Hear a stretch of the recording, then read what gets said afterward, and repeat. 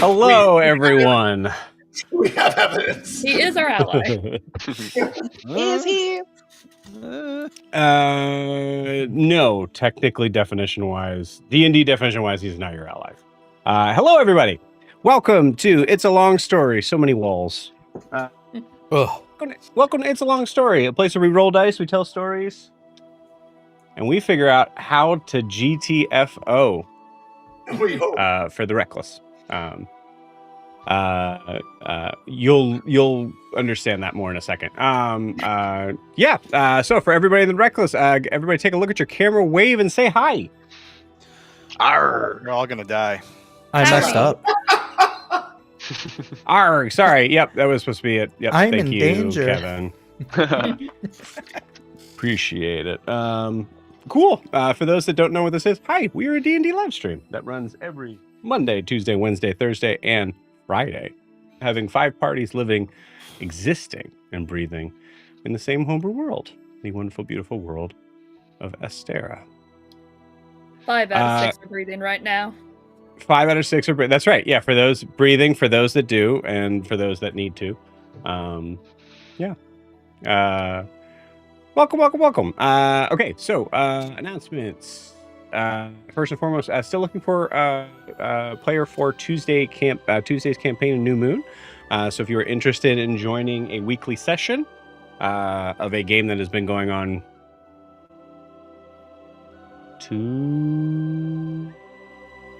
Jack, help me out. 2.5 years? Long? I mean, probably. I just know we have daddy issues.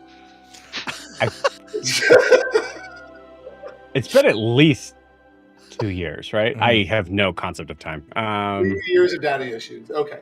Yes, all the daddy issues. No, but I was saying we are a friendly group. Yeah. It's not just daddy issues. It's really cool stuff. Really cool magic item stuff. You guys are in a super cool magical place. So please check that out. I'll give you the link here in a minute as we talk about the next announcement, which is Daggerheart. For those who don't know, Daggerheart is being released. What's the 19th?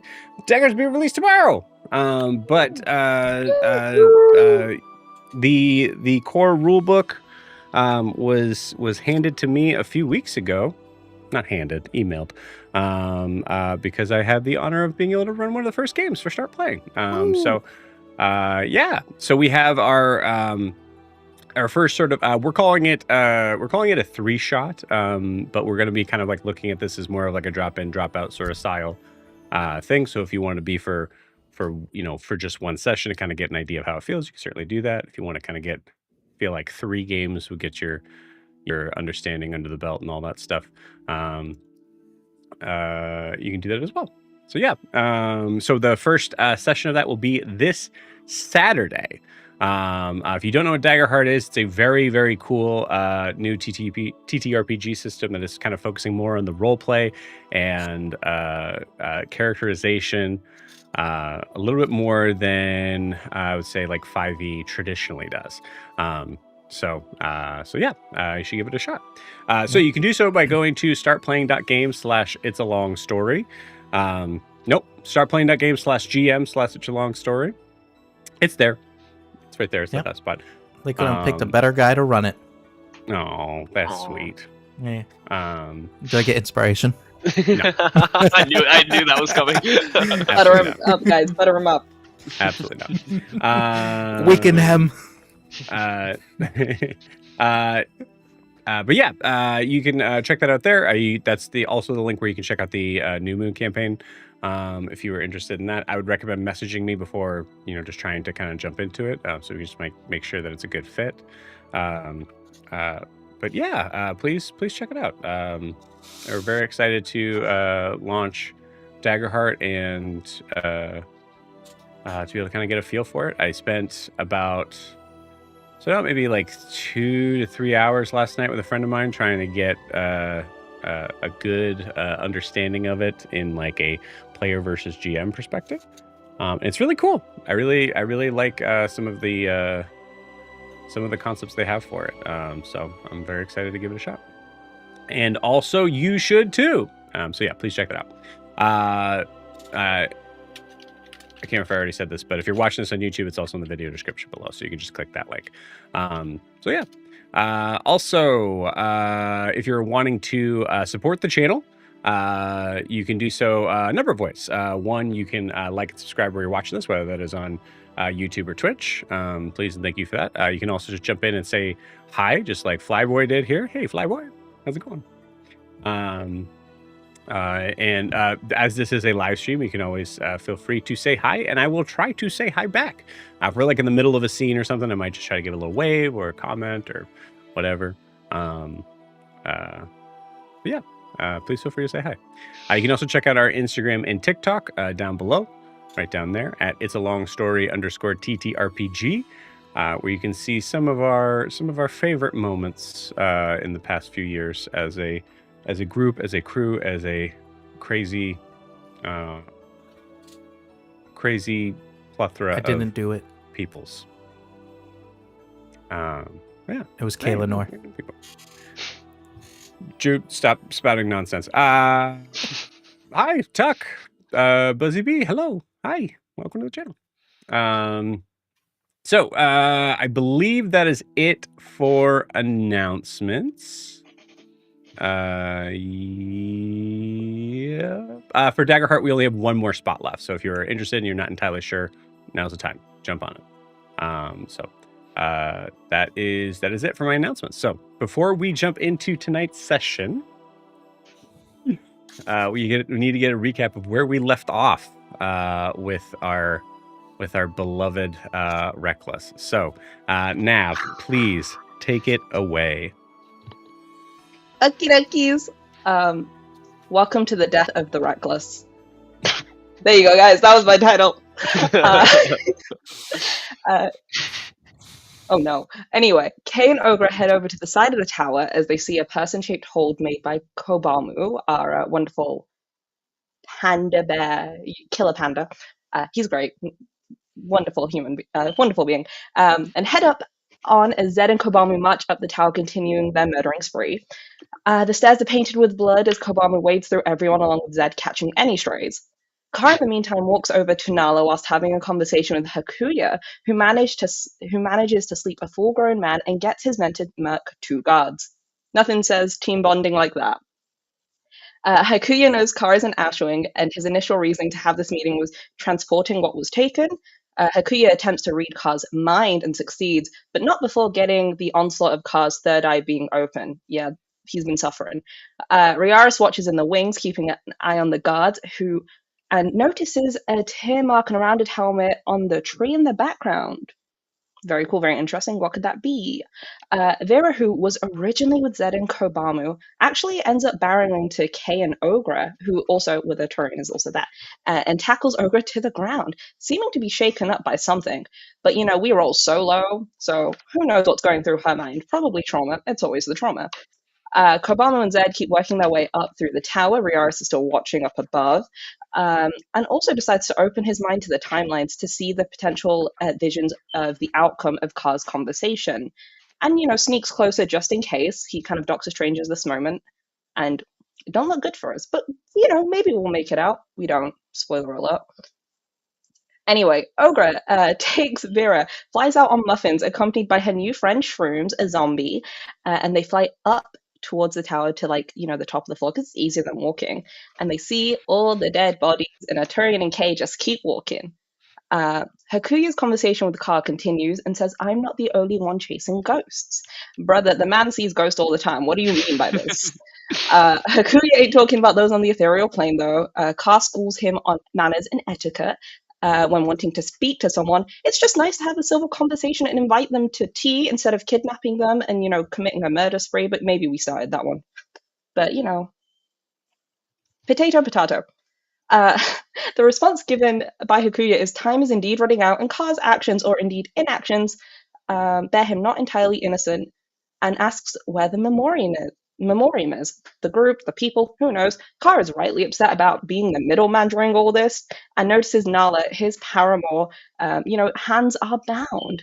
Now, why would you do that to her? What she do to you? And helps by greasing the ropes as Hakuya speaks in riddles, which no one likes, man. Just speak plainly to us. We're kind of silly.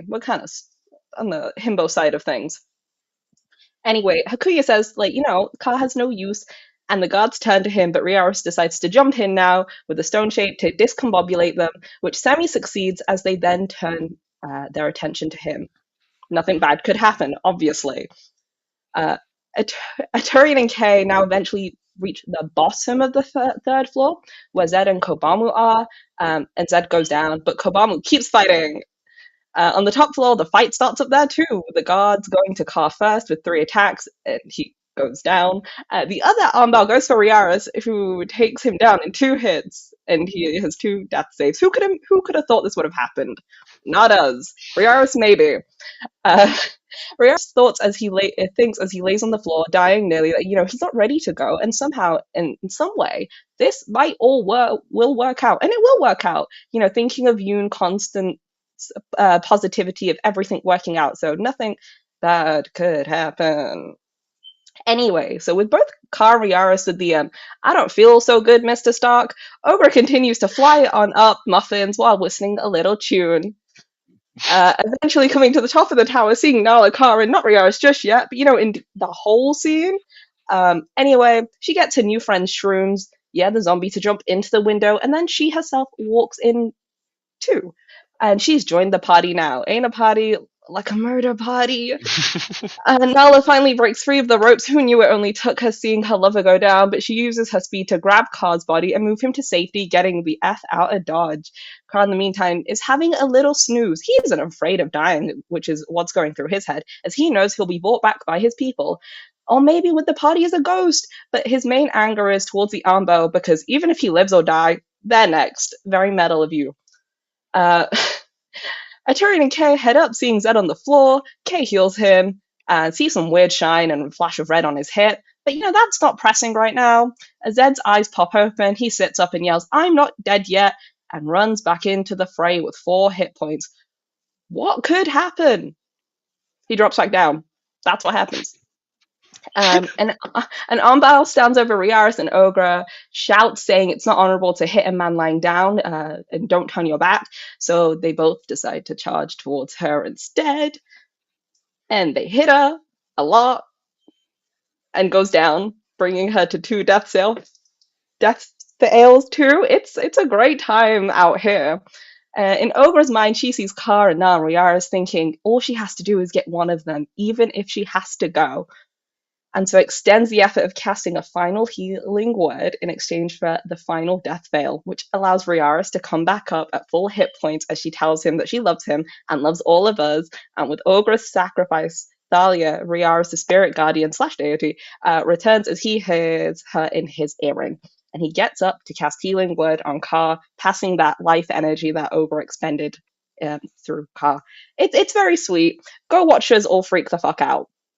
Ka casts Sphere on one of the guards, which works. Nala, with her speed, manages to grab Ogra's body from in between those 2 cards with a vortex warps, and she steps in front of him. Ka casts Gentle Repose on Ogra. Wonderful. Shrooms are still up, takes an attack on a guard, and hits him. Revenge. It's very wonderful. He's great. He might be the MVP here. Kay goes to heal Zed once more, sees that weird light again, noticing it's coming from Zed's dagger, tries to touch it, examine it, but he's acting a little feral, a little too protective of it. It's a little weird, man. It might be a cursed dagger, but he can have it if it's cursed. So with the ground crew, Kobamu, Zed, Arturian, Kay kind of head up, keep going. Seeing the 4th floor with its jungle floor plan and its interior decorating. It's pretty cool. It's pretty sweet. We'd take more time to admire it, but we're busy. Zed rushes up to the top floor, calls out saying he needs the coral. Hakuya turns, sees the dagger, and is like, "Hey, I want that." Kobamu also goes up the stairs, only for him to get mind controlled by Hakuya. And that's what happened last session, guys. That is recap. That is recap. That's recap. Very nice. Awesome. Thank you so much. No, appreciate it. Please take that point of inspiration, as it may be desperately needed tonight. Cool. So I think we have everything ready for the most part. I want to just check on a couple more things. So guys, feel free to kind of talk amongst yourselves while I'm doing that. I just have a quick correction. That was really great, Nav. You forgot to mention that was all a dream sequence. We're sleeping on. Oh yeah, sorry. That's my last note. All the dream sequence. Yeah. We accidentally had some mushrooms. You know, shrooms was kind of there. He kind of gave us some weird herbal tea. Yep. So that's why figment of imagination. So all in favor of jumping out the window? How tall is this building? 5 stories. Like 6 stories? 6 or 8? I would be so down if I had 1 spell slot to cast a Featherfall. It's fine. I can maybe hold you in my pocket. I have a ring of Featherfall. I got you, buddy. I'll take the brunt damage. How strong is your mount? My mount? Not that strong. Yeah. Let's see.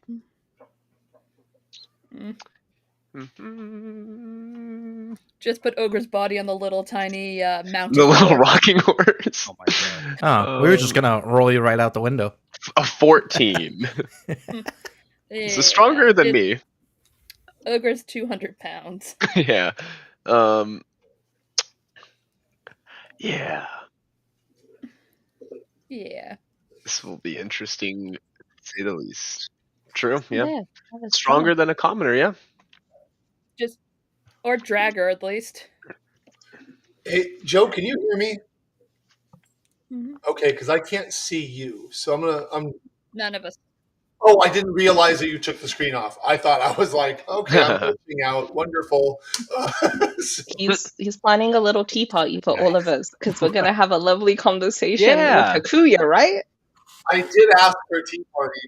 Maybe Hakuya decided to take me up on it. Ogra's gonna see the pearly gates and know the meaning of life and all that. Mm-hmm. He's also setting up plenty of Revivify scrolls and healing potions all around as well, so we'll be set. We shouldn't worry. Do you know what? They're probably in that 4th floor that we didn't take time to explore. It's in the jungle floor plan, guys. They're all there. There was a statue or door that Zed saw that Joe said was like something, but you have to investigate and say, nope, going up the tower. Oh yeah, on the 2nd or 3rd floor, I think, right? There was something weird. This would be a strange time to do that, but you could. Just everyone's dying, just, alright. On the 3rd floor, I believe, with the armory stuff. Again, I'm just going to say this one more time. We are going to be jumping right into initiative. Is that what you guys want to be talking about right now? That's where they keep the gift shop. Alright, cool. I gotta see what weapon I want later. Great. Oh, dang it. I forgot my 3rd screen today. That's fine.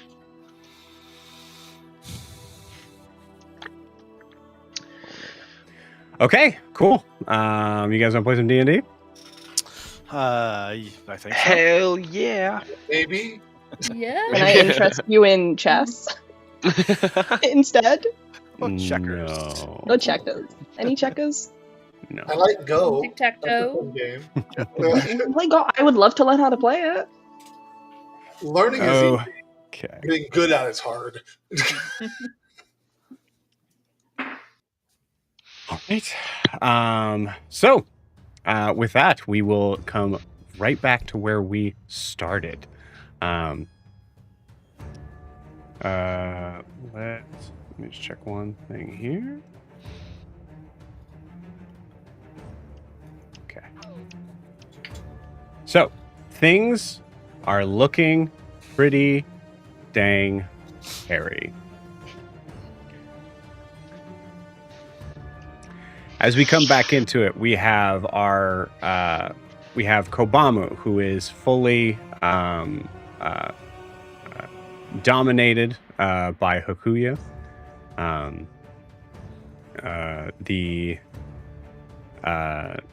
Hakuya himself has been rather passive in most of this fight, and letting the other Anbau kind of do most of the work. We have Ogra, who is full dead. We have Riaris, who was essentially by a huge sacrifice on Ogra's part, is back up with well, not only that, but also a connection once again with Talia.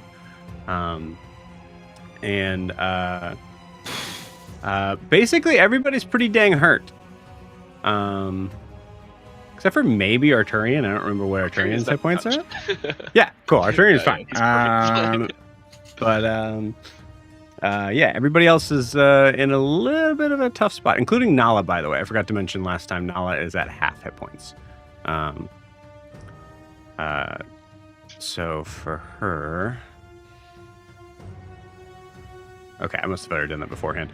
She's at 11 hit points right now. And that's where we're at. You guys ready? I'm so nervous. Okay, cool. So it is. We had Karna. That was where we had that kind of like sort of held action sort of moment. We did say above board that Kar also cast a Gentle Repose before this. So the last person we would have had would be Vera. So Vera kind of like runs up to you, Kaelinor, and I would say is probably just kind of like neck and neck with you on that, because I think that's just really where we want to kind of start this. All right. And with that, we do have Kaelinor, Vera, and Arturian are on the floor below. You guys are in this sort of very strange, sort of thick jungle area that is has a lot of like kind of interesting sort of factors to it, but you've not found anyone up here, thankfully. And I would say, given the time frame and what's going on, maybe you'll come back another time and check out what's behind here. But for now, things are pretty crazy. So we're going to start back at the top of the order with Kaelinor. Oh yeah, it was me. Oh no. Mm-hmm. Surprise! Well, I sent Kobamu up. I guess I don't know what's going on upstairs. I walk upstairs. Yeah, because I saw Zed. I don't want to. You got it. So I'm going to say, give me an insight or perception check, your choice. Let's go insight. They're both the same. Okay. Oh, okay. A 19. 19. Very nice. Cool. With a 19, I will say straight up to be able to kind of handle the logistics of it here. Pretty clear who's the bad guys and who's the good guys. I will say a 19 does pass the DC on recognizing that Kobamu's eyes are a kind of like glowing sort of like gold look, and seems to be facing the party. Facing, I guess, Riaris right now. Not in a good way. So I'd say with a 19, you're able to figure out Kobamu has been most likely possessed. Wonderful. Or taken over. Do I do the stupid thing now? So your movement was getting up here, just for the record. Yes. Okay. I'm debating whether to use command on Kobamu and potentially do that, but I don't. We're in a desk. How charms work when they're already charmed. I've never even thought about that before. Yeah, like I'm thinking like I don't know if that would do anything to him or if it would like recharm him. Do I risk it? Give me an Arcana check, DC 20. Oh yeah. Oh god, I'm not okay. You got this.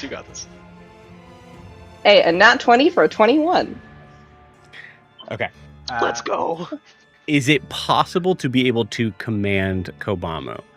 Yes, it is. You are not entirely sure who has affected him with this spell. You can take a guess. But you do know in this case, the way that we'll kind of rule it is that you're actually having to kind of... Basically, you're having to beat not only Kobamu's DC, but the caster's DC. Okay. Damn. My DC. Okay.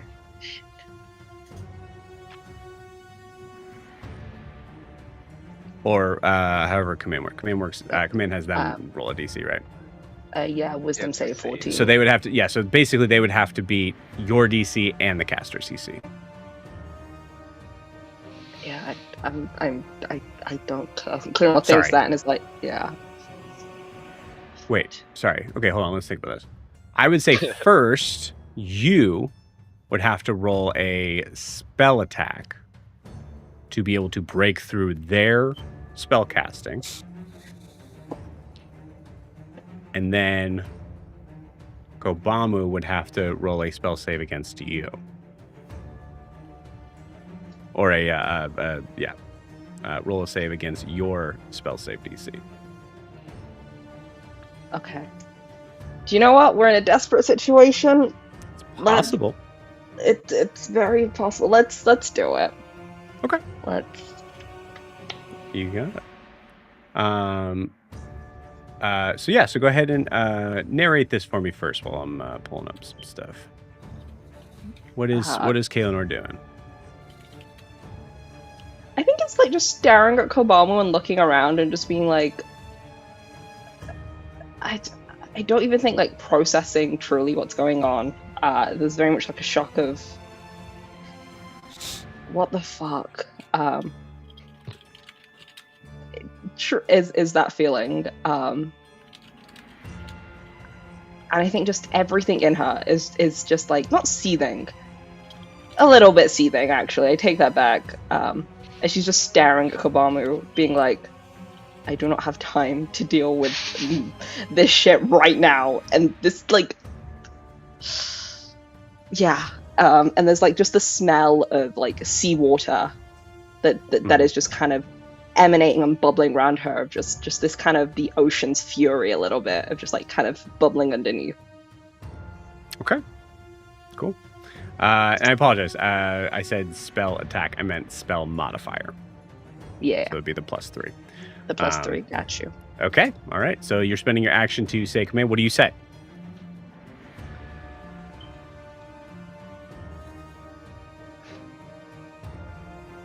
No, I can't say that. That's rude. Okay. Immediately I was like, I tell him to die. Would that do? 'Cause it's one word. Yeah, that is specifically, I think, in command spell you cannot do. Goddamn. I'd probably Outward kill. yeah, just like mental state. I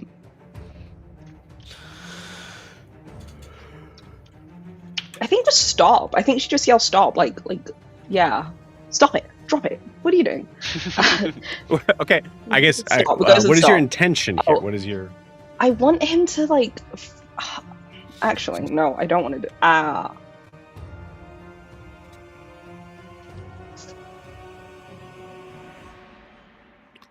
I changed. No, actually, I got it. Essentially, what I'm telling Kobamu to do is flee, like just run away from us. Yeah. Spending its move. Okay. Yeah. Since it's turn moving away from you by the fastest available means. Right. It's like time it. to book it. Okay.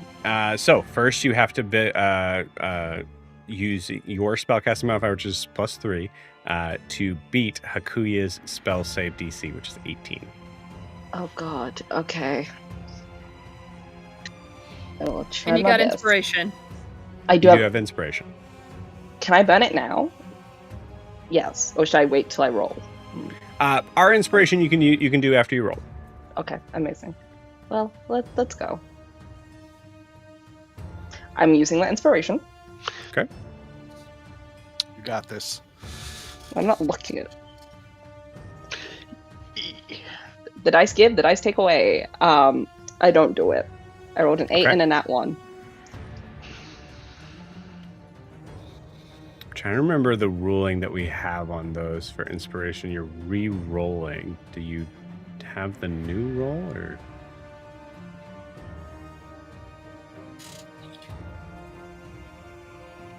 I can't remember how we normally do that. 1 second. I haven't seen an inspiration used yet, so I'm not sure. No, it is advantage. So yeah, cool. You're lucky. Cool. All right. So, as you cast this, just yelling "flee," and there's this kind of like strange sort of like booming sort of sound that kind of comes out from you. You hear a voice that immediately responds in your head as Kobamu kind of like looks at you. And I would say the way that Kobamu looks at you seems to be as if Kobamu is responding to you, but it's not Kobamu's voice. As you hear a figure say, "No, Merlin Locke. You flee."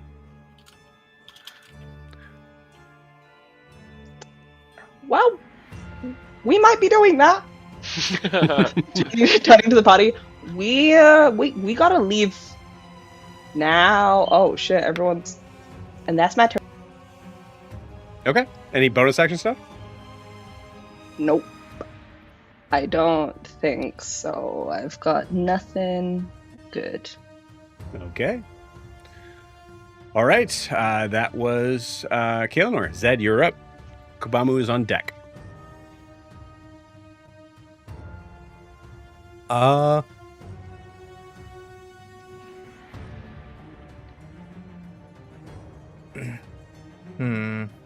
I'm going to book it towards Nala in front of Riaris.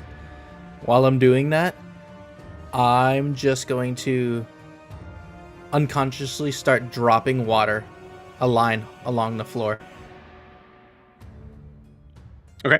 You got to tell me specifically what you're doing. So I am running diagonal past the front of Riaris towards Nala, dropping water onto the floor. Right. So when you say dropping water, how much water? What are we 10 doing gallons. mechanically here? Like 10 gallons worth is spell what or I'm something? allowed to do with my ebb and flow. Okay, so you're dropping 10 gallons of water? Yeah, and like a line as I'm running. So not all at once. Okay. This is for ebb and flow.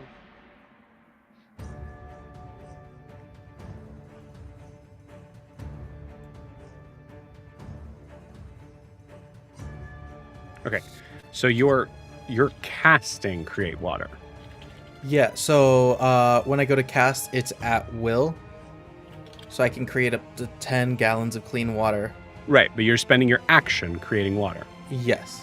Okay, that's what I need to know. Okay. Yeah, sorry. Yeah. Okay. So I am doing that. Okay. Yeah.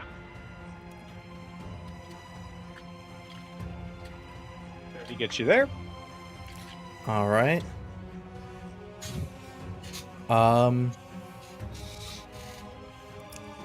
The only other thing I want to do is just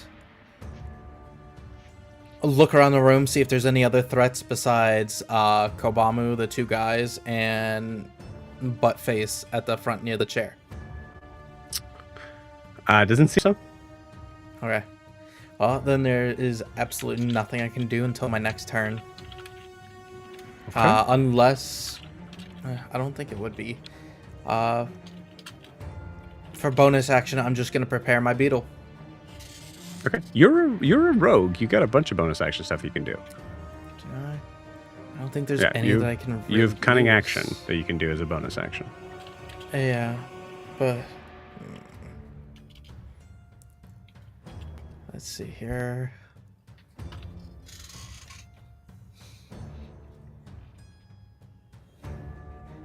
Or hide. You could also dash. Oh yeah, but there's nothing I can do after I dash, and by the time I get there, I'd be away from the water that I did put down. Okay. So yeah, I'm just gonna take my bonus action, just pull out the beetle and kneel down onto the ground. Got it. Oh, I see what you're saying. Okay. Yeah. So let's put a marker on this. Okay. For 10 gallons of water.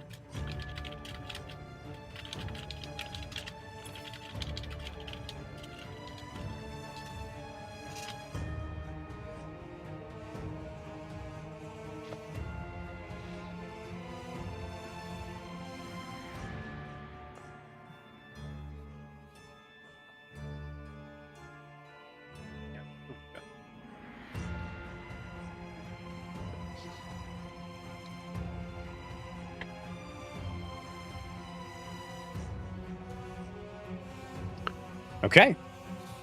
Cool. So you pass by creating that kind of expanse of water here. I will allow you as...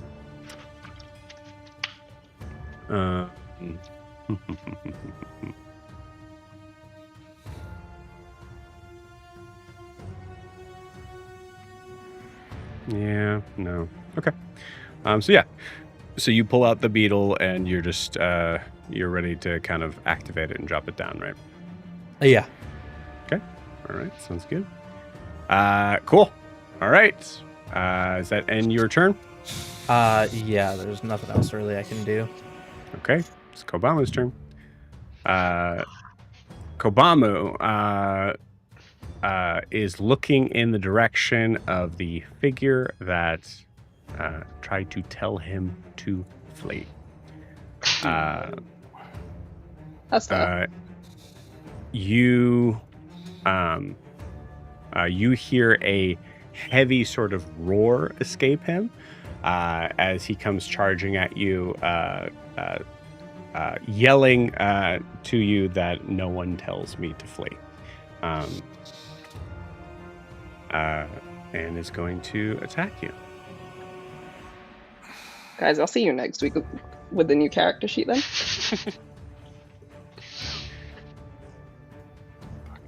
Recklessly. Okay, can I reaction one of those with Blade Dance to impose disadvantage? Just on one of them. On one of them? Yeah, okay. Yeah. Cool. I don't want to die. So we'll say the first roll is a straight roll. Mm-hmm.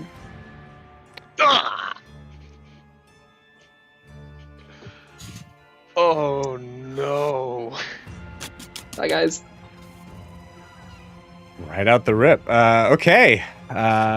Cool. Okay. All right.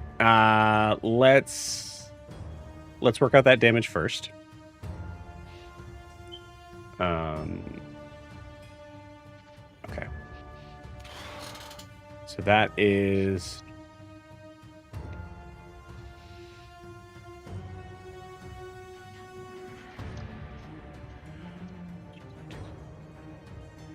that's 22 damage before the die. Oh, God. So that's 26 points of damage on the first attack. Jesus. First of 3, by the way. Oh, I'm so down. You got this. Okay. You got this. You're still leave up it on mechanically the right now, right? Mechanically, I'm still up, but I know I'm gonna go down. Okay. All right. So first slice, you try to kind of like take that sort of parry step that you've done on the deck of the ship so many times, and it worked. I think the first few times you did that with Kobamu. Now at this point, you're not entirely sure if maybe he was taking it easy on you. As he reads that step and immediately cuts you off, slicing down into your armor. You feel a massive chunk of your pauldron just shred and rip off. Second attack. Okay, not nearly as good. That is a 16 to hit. Oh, 2 and a 5. Misses. Okay, cool. I think in this moment, you see there's like, even in the even in the very real danger of what's going on here, you see this like kind of like momentary sort of hesitation from him, and there is you use that to your advantage and are able to kind of like step aside and jump away. I apologize. I completely forgot about Divine Fury on this. That is a factor. Where's creature you hit each of your turns? So that was okay. 6. Oh, that was a 1. Okay, so simple says 15. Add an extra 15 points of damage to that. The nat first 20. attack? Was it? Yes. Wait, that's it. Good God. But misses on the second. Completely, even with advantage. And here comes the final attack. Wonderful. Not a nat 20, but it's a 29. Oh, it hits. I'm gonna be. I have 5 hit points left, guys. That's. Yeah. There's no way. Yep. Yeah, 5 hit points. I don't have to roll. You're done. I'm done. Okay. That is fair. Well, guys, I'll see you next week.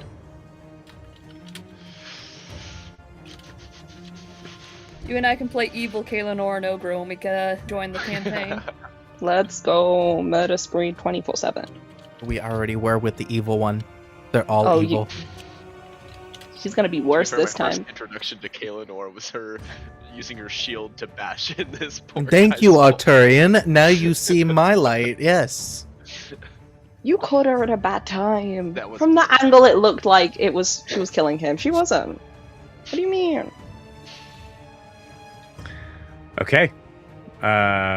Cool. Oh, I will say, for what it's worth, Vera, I think is coming up like right behind you there because we were, as a rogue, she would be moving pretty dang fast with you. So I'd say she was holding that movement. You So can yeah, have a so healing she's there. potion. What's that?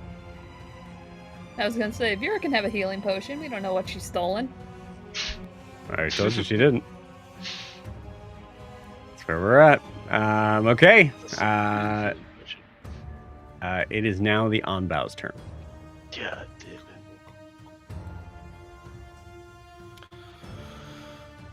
Okay. You know what? I'm gonna do this because I do think that when I rolled Arturian's, unless I'm thinking of another character. I absolutely am. Never mind. Cool. We're not gonna do that. Okay. So.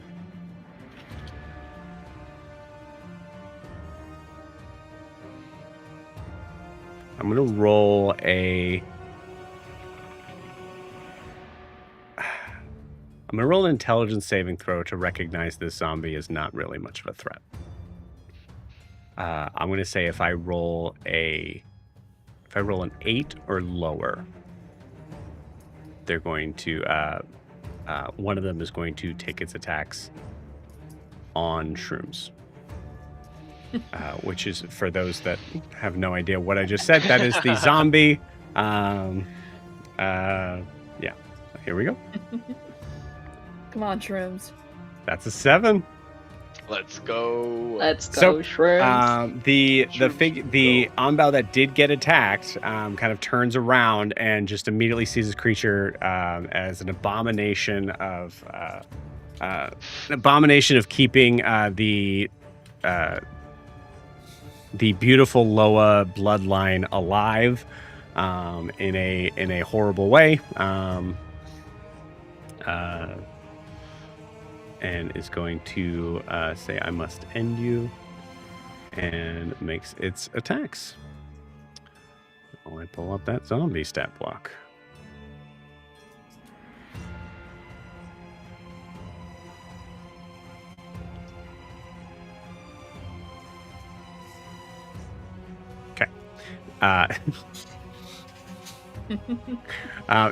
To be clear, Shrooms has 1 hit point, right? Yep. Okay, great, cool. Shrooms AC is 8. Truly need to roll a nat 1. But they do have undead fortitude. So Okay. Shrooms has to avenge me. Okay, so that's not a nat 1. So that's definitely going to hit Ogra. Give me a... so you're going to be rolling a Constitution saving throw.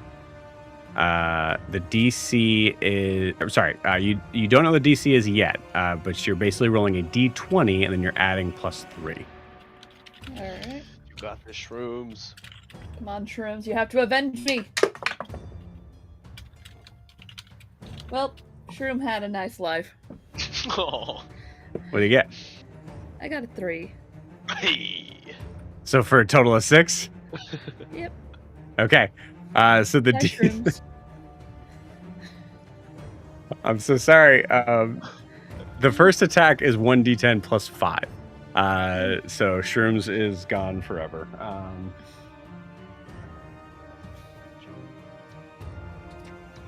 Okay. Just explodes in a thing of spores in that area. Yeah. Does Can that, I say that's what does that do damage or no? we could say it does with That's the not what spore I'm thing. asking. It could be like 1d6 damage because we forgot to do it because I was so stressed out last week. Roll me a d20, Make- 11 or higher. And you're welcome. Thank you. Natural 2.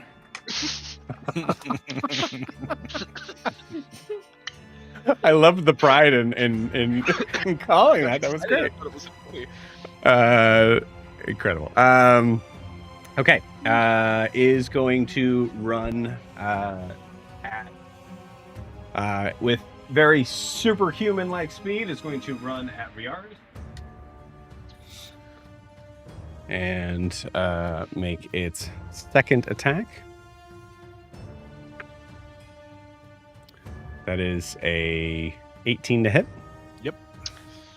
Okay, and then last attack is a 20 to hit. Yep. Okay. All right. So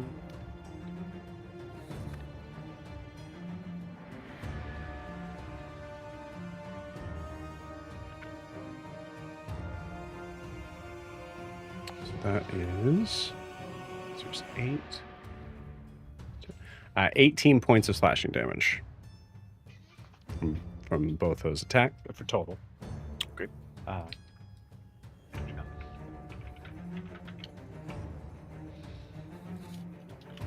Also, going to notice you as someone who was down and is now back up, and they don't like people who come back from the den. Or unconsciousness, I guess. So now 3 attacks coming at Riaris.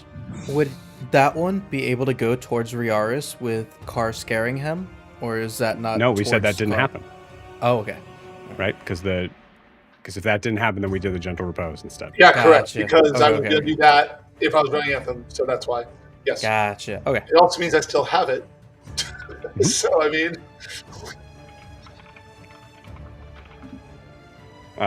27 on the first hit.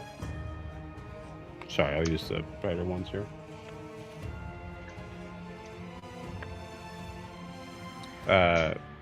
16 on the second hit. Still hits. Okay.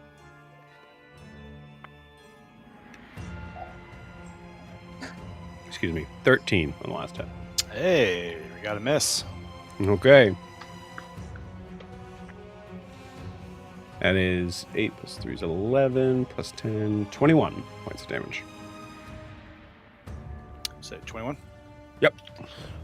All right.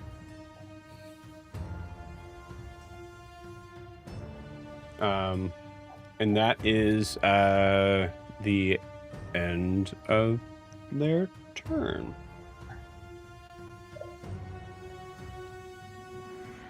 I'm going to say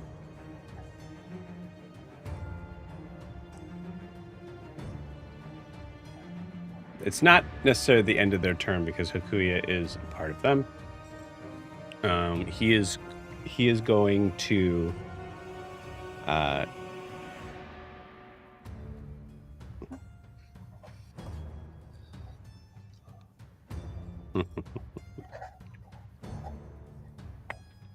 Okay. Okay. He is going to seem to like is going to move so quickly it looks like he like vanishes and appears next to you, Zed.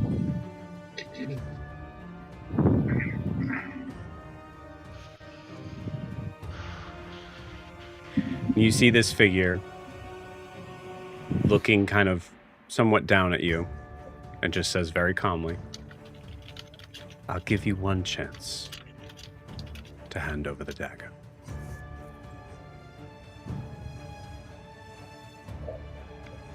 And he just kind of holds his hand out.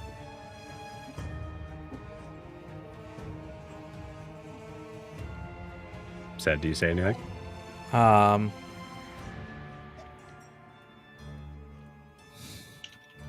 I just say, okay, but it's cursed. And I put it down in his hand, and I just hold my hand on the blade while it sits in his hand.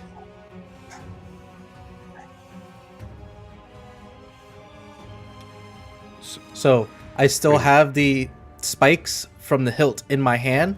The blade is resting on his hand, but my hand is open, like he can take it if he wants it. So you're putting the blade. I'm putting the back end of the blade, not the sharp part, against his hand like this, and my hand is like this with the hilt spikes still in my hand. Like that. Just holding it like that. Yep. Okay. All right. Okay.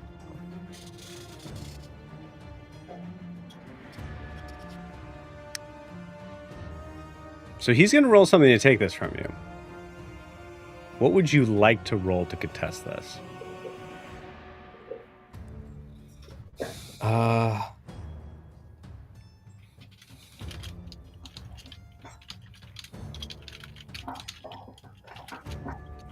I mean, if he's saying he wants it, and I see the condition, I would just do like a Constitution saving throw and say it's the blade's will. Maybe. Like Zed would try to let it go. So this is the okay. So what you're saying is you want to let it go. Yeah. So I want to fail it, but I don't know if it would let me fail. But yeah, okay. The way you said it sounded like you wanted to contest this. Oh no. I want to fail it, but so yeah, I want to fail it. Okay. Yeah. No roll necessary if you want to give it to him. Yeah. I will say there. Yeah. I now I get what you're saying. You're trying to say the Constitution saving throw against what you're dealing with. Yeah, because I don't know if it would try to come back to me or not. Right. Okay. So you're saying you want to keep this dagger? No, I want to let it go. Okay. Got it. All right. Give me 1 second.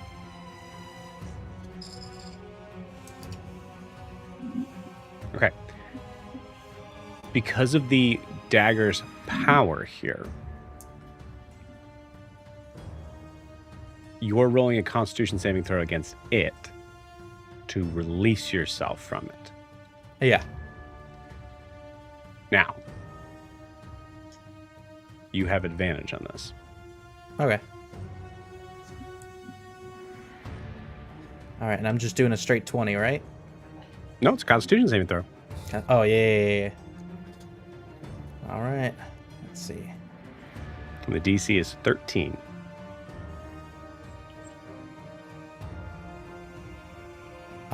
15. Okay. With a 15, Zed, how do you let go of the dagger? I let him take it out of me at will. Okay. You see him as you put blade down. Whoever's typing, if you can mute while you're typing. As you're putting the dagger, the thorns themselves still kind of sticking into you. You see him look at you dead in the eye. Wise choice. And he takes it from the blade. And you see, as he does so, he holds it he holds it tight enough that you can see his blood starting to kind of drip from the sides of his fingers.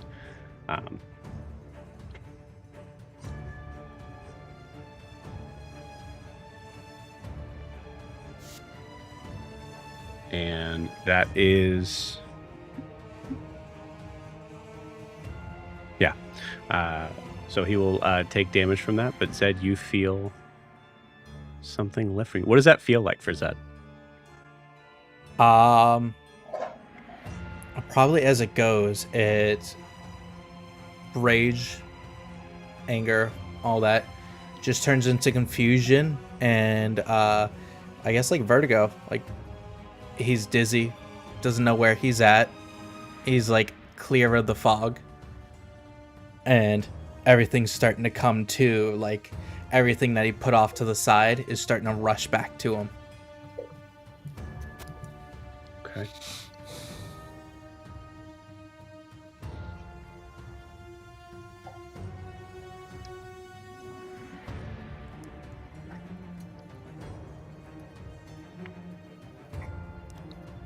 Okay.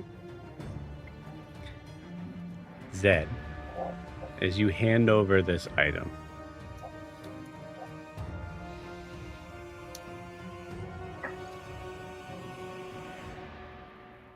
you see a look. You can see like the energy kind of like shifting over, and you see his eyes actually turn red for a second.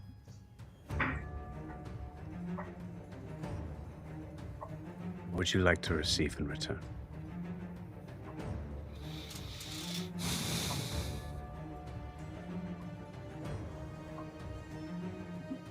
My party and I are free to go.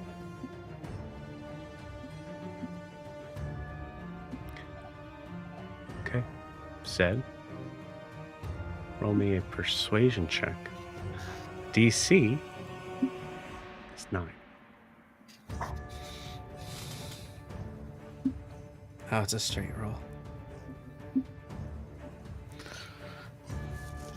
Oh, shit. It's a 4. Okay.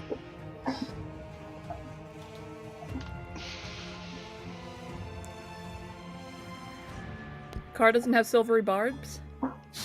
That's not going to help you here. No spells. Anyone have any inspirations they want to give that they've been holding on to? Yeah, Oh I'll wait, give mine. you mean like ones of ours, not ones that I can give out as a bard, but other inspirations? Yeah, I mean, I will. Go for it. Well, I have my birthday inspiration that I've been having used. If you'll let me give it. No, I let me use my session. I have my session one from last week, so Oh, okay, cool. you can say that. All right. Okay. I'll try this again. I still have my birthday one too, just in case it's necessary. All right. Here we go. I don't even want to look. All right. You all ready for it? Ready. Unfortunately, it was 16. You jerk. Asshole. You know what? You can keep him. You can have Zed. Incredible. I'm not mad about him dying. He was about to sacrifice himself. Somebody already beat you to that. Right.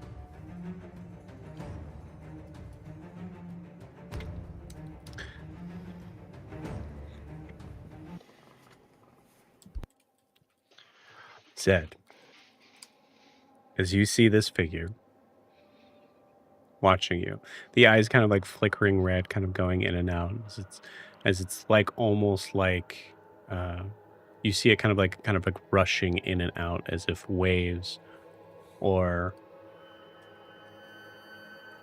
how blood pumps through veins.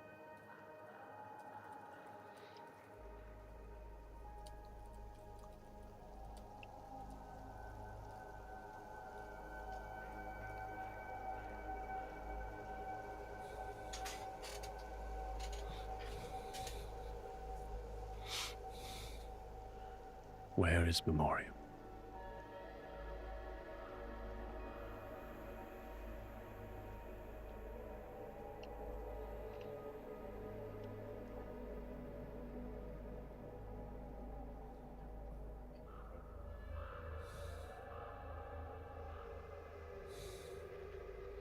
say I heard that. I heard somebody say something about it in the. Was it the fighting pits? Yeah. I think I heard somebody saying something about it in the fighting pits.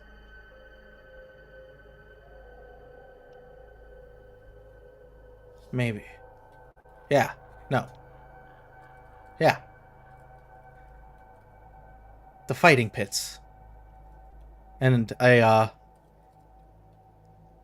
thing there by the fighting the thing that's there by the fighting pits, you know.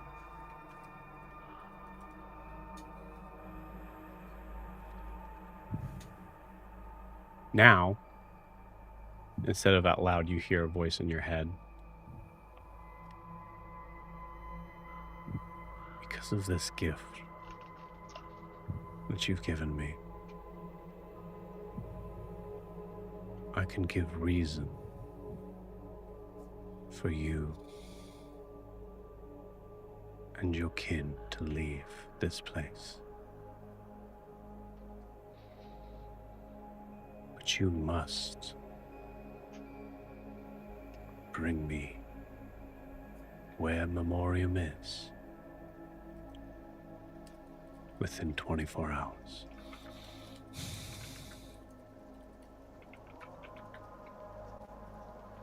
Able to respond back the same way he responded to me. Yep. Only if we can take the panda too. You see a big smile across his face.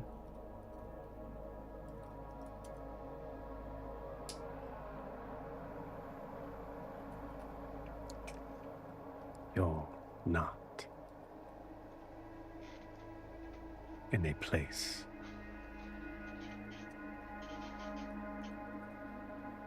to make changes to any ruling I say. This is not a negotiation. This is pity.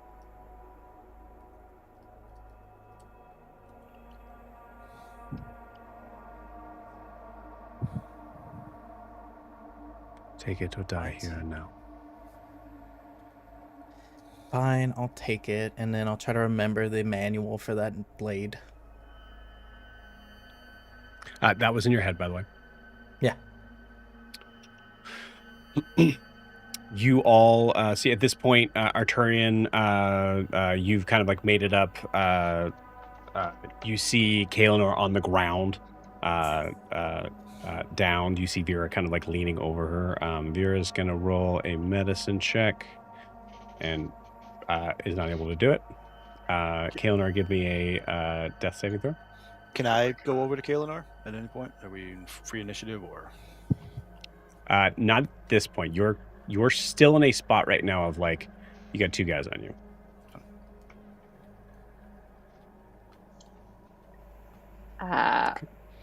Wonderful. Okay, that's one fail. Arturian, as you see Kaelinor on the ground, bleeding out. What do you do? First off, I do have a quick question. Is the rocking horse here as well? Yes. Okay. Yeah, you came up with it. Yep. Just wanted to make sure of that. So yeah, first thing that I'm going to do is rush to Kaelinor and try and roll a medicine check on her. Okay. To help stabilize her, because I don't have anything that actually could just immediately stabilize her. So I'm going to do DC that 11. first. Okay. Oh, thank God. Yeah, so I run over and I have just like my tinkerer's tools, and I'm like, I guess it's kind of like metal, and I start welding some of the wound, or not welding, cauterizing some of the wound shut. Just Okay. Yeah. Sorry. That makes sense. Okay, cool. As you do this, you see. I think in this moment you see Kobamu, this massive sort of structure, like looking at you, and you see his blade raised, as right at this kind of like this moment, because this would have taken some time, some moments here. Mhm. And then you see him freeze in place. I don't know this guy. I don't know that he's charmed. He looks just as scary as normal. Mhm. I do see this little interaction happening with Zed and Hakuya. Is that how you say it? Mhm.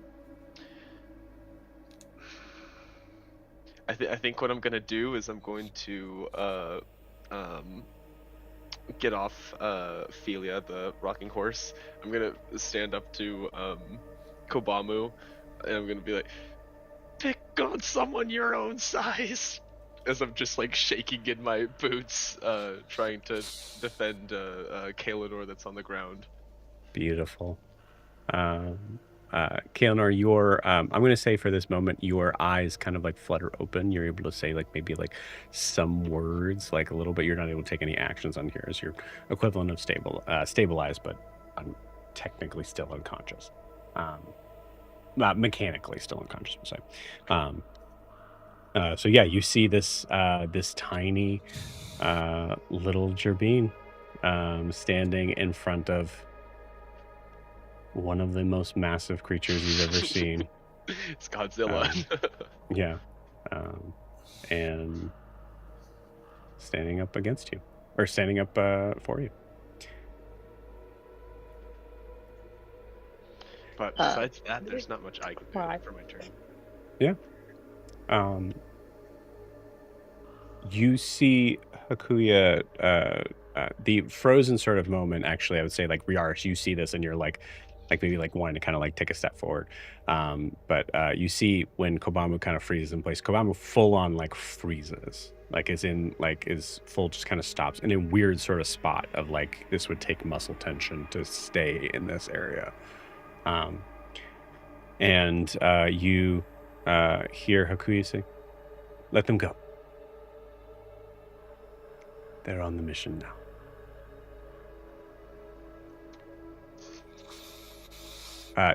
You see Hakuya turn, kind of like look around at everybody, sees Carr, and then sees you,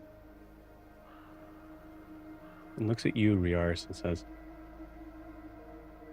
"Best to leave quickly. I imagine some blood was shed to get up here."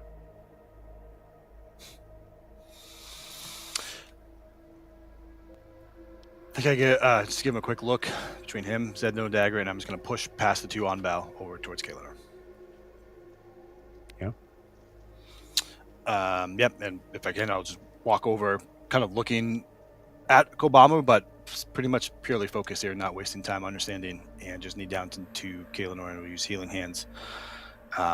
Just kind of next to her, just kind of gently pat her face and just say, not yet your time, love. We have more to do." Pull her up. Beautiful. Kind of offer a hand and kind of. Ow! What the? All right. So what do we do now? We go. Okay.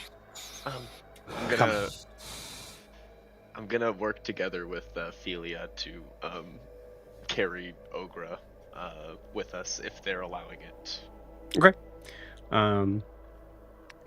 They will allow that in time. I'll say before you do that, Hakuya looks towards Carr. Carr, give me a. I think it's just that. What's your passive perception, actually? 12. Yeah, I think that's enough. You feel it is extremely hot in here, as you were standing right next to Nala right now, and Nala is just fuming. Oh, yeah, well, no, you know, it's seething, I'm sure. Yeah. Do I Yeah, go ahead. do I know that combat's over? Like, is it clear? I think as you see Riaris kind of push past these Anbau that could, you know, without being attacked, I think that's pretty clear. Okay. I would say like Hakuya said that out loud. Sorry, I will be very careful to mention in the future what he says out loud. Like, Yeah. where is Carr right now in the space? Okay.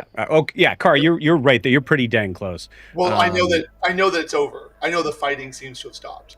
You know the fighting is over. You heard Hakuya say literally to the Anbau, they're on the mission now. Let them go. Card, if he had an eyebrow to raise, he would raise it at that, but he doesn't have one. So, I was going to. Hakuya turned towards you here, so in this scene. So yeah. Oh, he's looking at me. Mm-hmm. I don't say anything to him. I just stare at him. I mean, he's looking at me, so I'm waiting for him to say something else to me. You hear a voice in your head that says,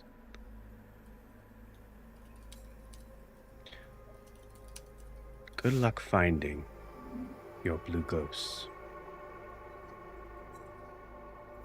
In another life, we may have been of use to each other."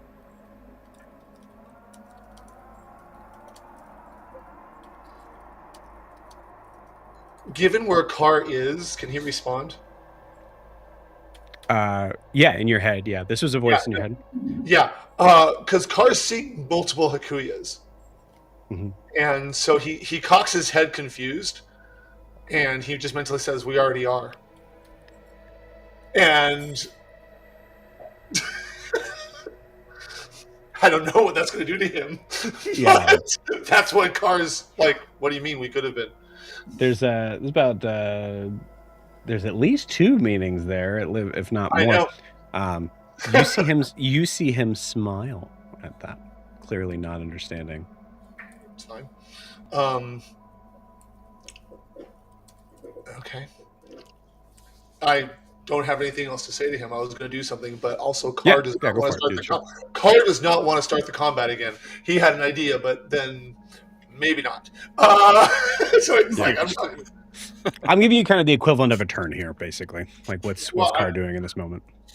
Carr is, I mean, probably just helping Arturian get Ogra up and asking Nala to help him. Yeah. Like, hey, let's get Ogra. Come on. Please. Nala is hesitant at first, won't take his eyes off of Hakuya, and it takes a lot for you to like kind of jostle her.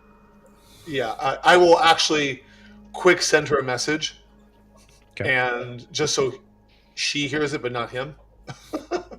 And the message in her ear is, "There's very little we can do against him right now,"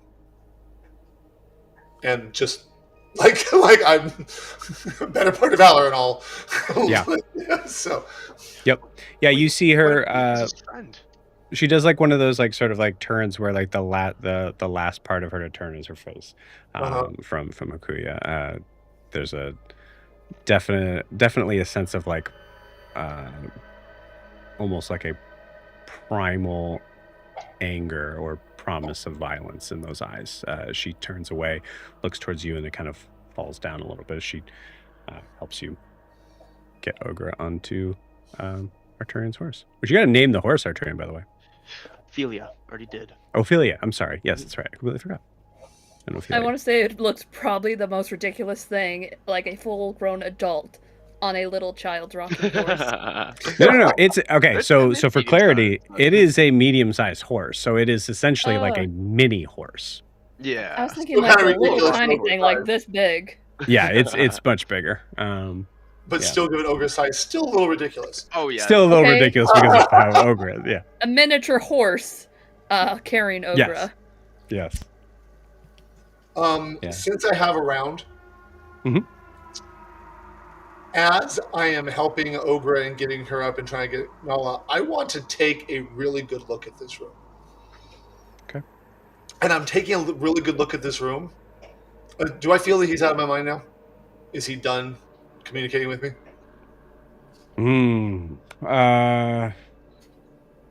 He's done communicating with you, I can tell you that. Okay, well, I will do this. My surface thoughts right now are that I'm very impressed with the room. Okay. It's kind of like a wow. But I'm looking for places up higher that I could perch. Oh, there's so many. But I'm just keeping them in mind, and it's just like where could I perch in here? Just that if there's something below my surface, that's what it is. Just like, because it's very bird-like. Okay. You got it. And then I'm just helping Ogra as I'm doing that. I'm not communicating anything at all. Just I'm trying to, since I know he's in my head, I'm trying to make it a very bird-like, I could perch in here kind of. Makes sense. And that's what I'll do for the turn, the perception and the getting up. So we'll go. However, I will say one thing. If at the end of the turn I can do this, I don't know, because I don't think they said out loud the thing about Kobamu. About him not that coming. was not mentioned. It was not mentioned out loud, so I'm assuming Kobamu's coming with us. Yeah. So I'll walk over to gather him. To see what happens. I'll say as you walk over to him, you get a better sort of look at him, and you see his eyes are completely different. Now I look at the Anbau and cock my head. This is out loud. Uh-huh. He is of use to us.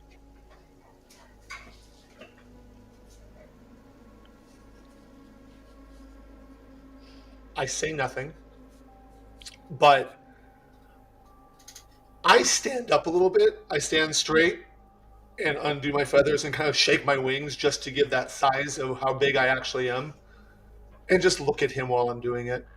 And then I'll go back to my crouch and I'll walk back to Nala. And that's my, okay.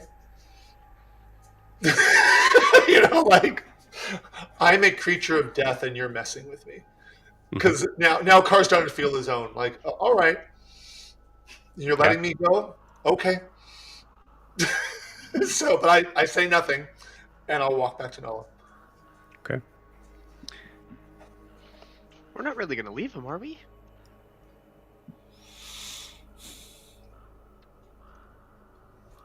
Doesn't seem like we got a choice.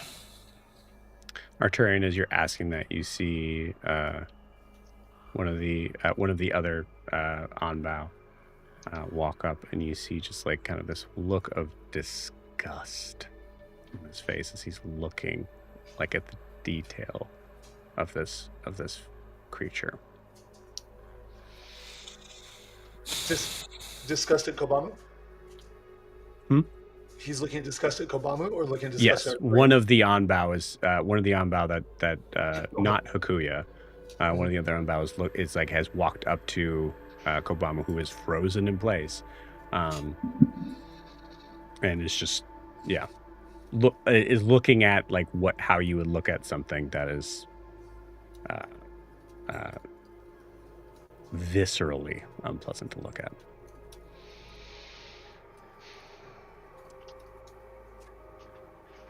Does Kobamu have like clothes, or is he like just all fur? He's got is mostly just fur. Like he's got like a like a skirt. Gotcha. A tribal skirt. In that case, before we go, I'm gonna ask the Anbau that's looking at him with disgust. I'm gonna say, can we just say bye real quick before we leave? Please?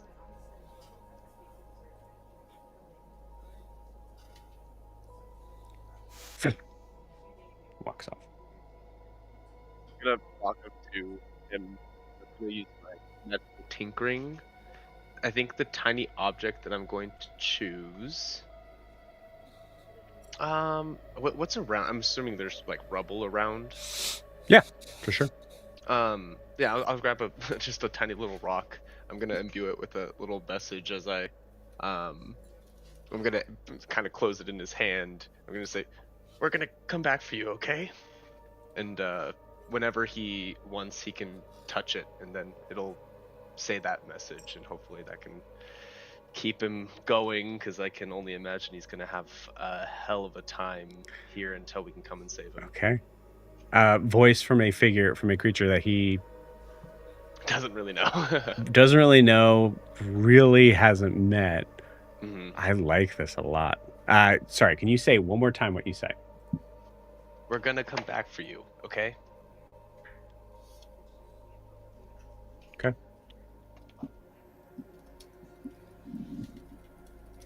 Okay. So that uses one of mine.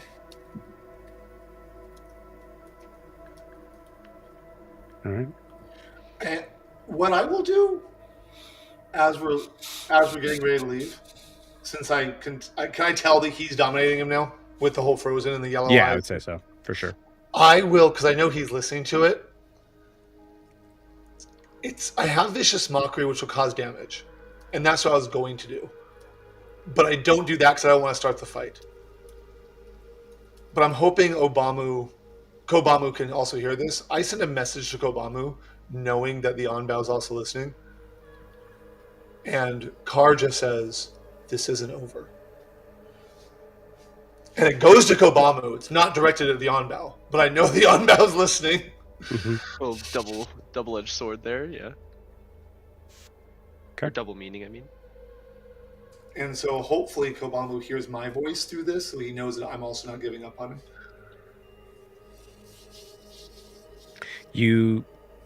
It's he's dominating. I expect nothing. Not only that, he is like, I think probably not from anyone but maybe Briaris's perspective and maybe Kalinor's, like the angle that he's holding this weapon would be painful after a certain amount of time. Mm-hmm. So I say that, and that's all I got. I'm just waiting for Riaris. I'm looking at him like, which way we're going down. Yeah. Now, I will say above board, my goal right now is to kind of give you guys space to RP in this moment. But you will kind of get the sense of like, we need to go now, like that sort of thing. So just to keep that in mind. I'm set to go unless anybody else wants to do anything or say goodbye. I've said what I can say without causing a big problem. Mm-hmm.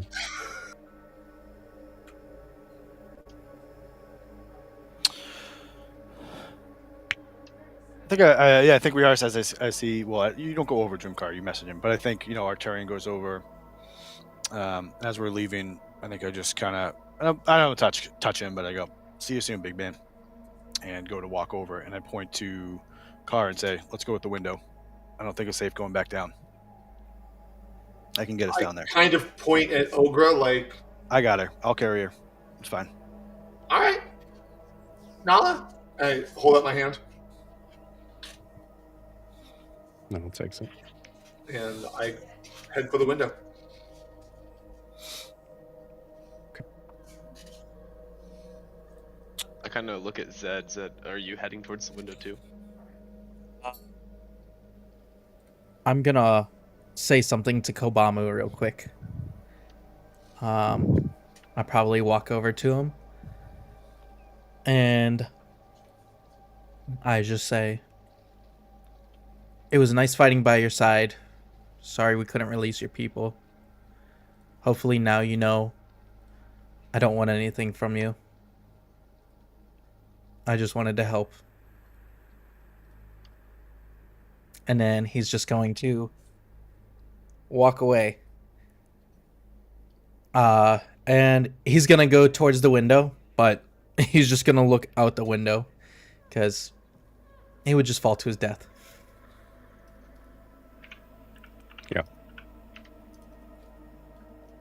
Yeah.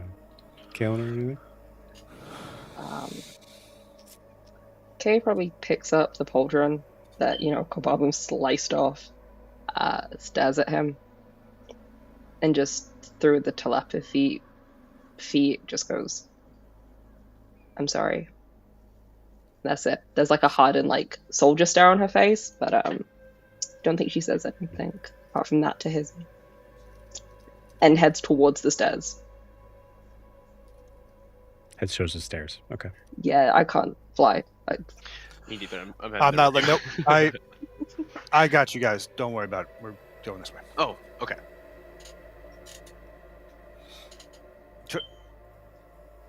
My plan is once we go, I'm just going to cast Featherfall on us. Okay. I guess I'll just say that. Kaelan was like, I mean, I have my ring, but I mean, Wait, I how many can you cast that to? 5 people. Oh, okay. And then I can fly. So.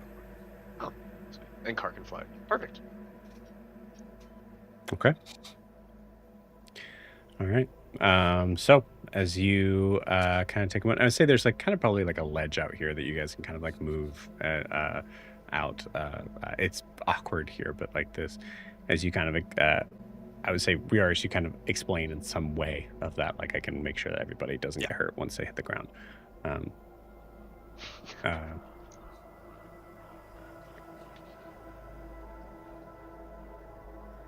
As everybody kind of moves to the side sort of inching wall that is like that is scary and strange for those that are, except for Kar and Nala.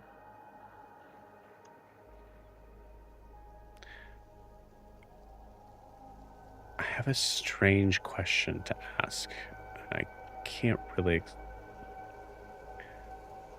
as you guys are waiting outside, I'll say give me a perception check, actually, everybody.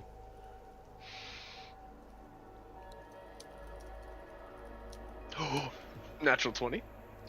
14 from Car. 13.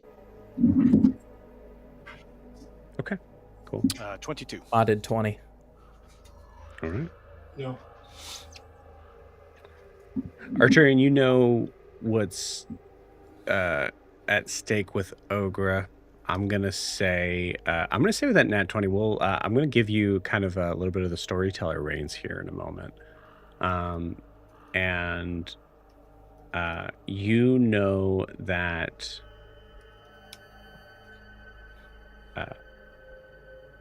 that in most cases, when the memoriam, there is a sign that can be seen even at night when the memoriam is closed to anyone. Mm-hmm. Like you can't go in, you can't come out. As you with a nat 20, what is the sign that shows that they're open? Ooh, that you would see in like the night sky here, or like because this Jonathan's Peak is quite literally the highest point of Gonbold. So as you're kind of like staring out over this city. Yeah, I think it has to be covert, the sign. So and it has to be something that people would very easily look past. So I believe a great sign for them would be a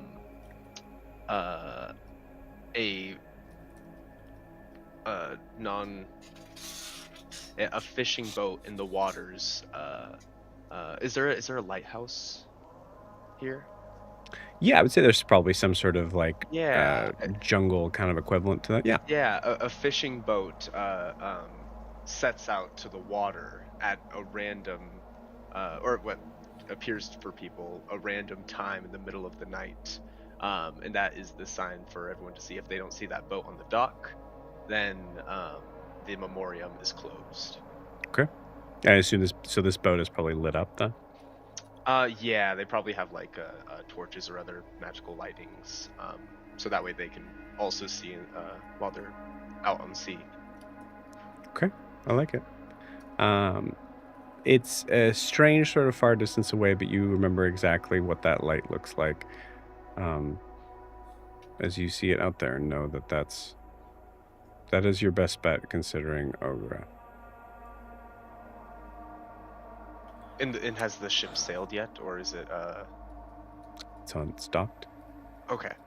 As I'm gonna look at everybody and say, I know we're all kind of just meeting here, but I think I know where we can go, and I think I can help.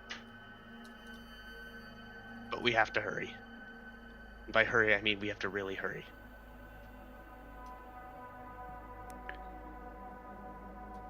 Okay. Taking the time to say that determines for me what the rest of you glean. For those that rolled above a 20, or 20 and above, sorry. Just as you guys are about to jump off, so say like there's like wind sort of like whipping through car, and Nala, you guys are here, but you can kind of move wherever.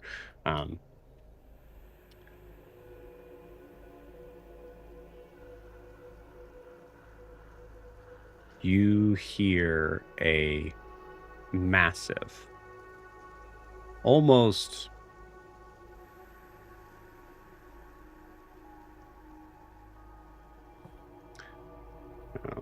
you hear a massive roar as you guys are leaping down that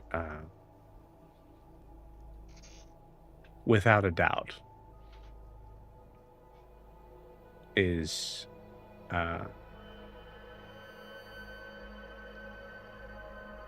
Kobamu's last roar.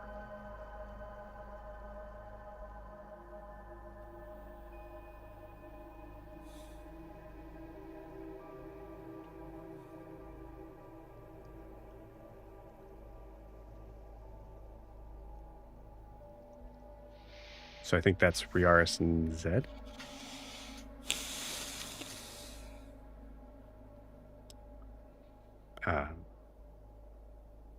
Yeah.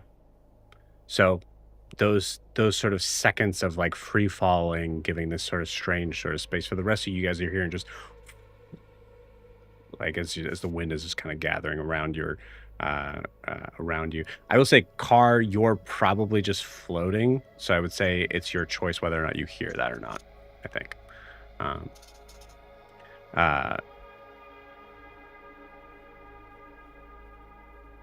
Do you want me to tell you, or do you want me to decide? I'm going to keep it to myself. No, it's up to you. I would say it's up to you. I don't need to know right now. But yeah. I assume I'll ask this. I assume, Car, you're following the group or just getting back to the ship, or Car is probably, unless Nala makes some effort to change his mind, is staying with the party but well above them. So Okay. he's like spiraling, circling the party. Okay. And he will make it a point to... Wait, did he hear Arturian say that? Yeah, I think so. Yeah. Okay, for sure. never mind. I will fly, but then alight, so I'm walking. As you start flying, Car, I am going to shout out, Car, you know where to go. I drop. I am with the party. I mean, because if he said that, I would not have started circling. I would have. Maybe there's not even time for him to say that, because I was going to circle when did I hear him say that? So if I heard him say that, I'll take the air. They start feathers falling down. I'll drop down with him and I'll walk with him. Okay. Arturian. Mm-hmm. Roll me a luck check. Oh boy.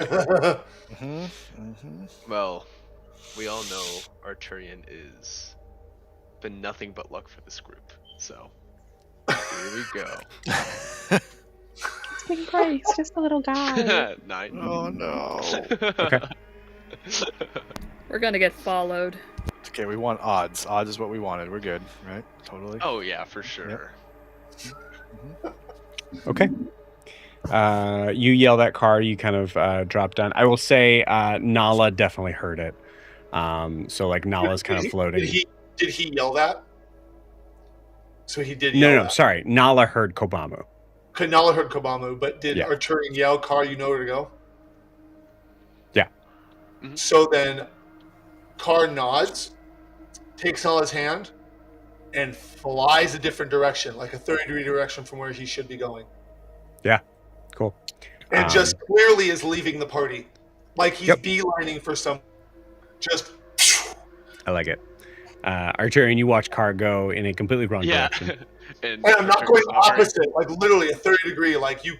If they're like in the opposite way, like no. I'm just like... And Give me. sorry, Joe.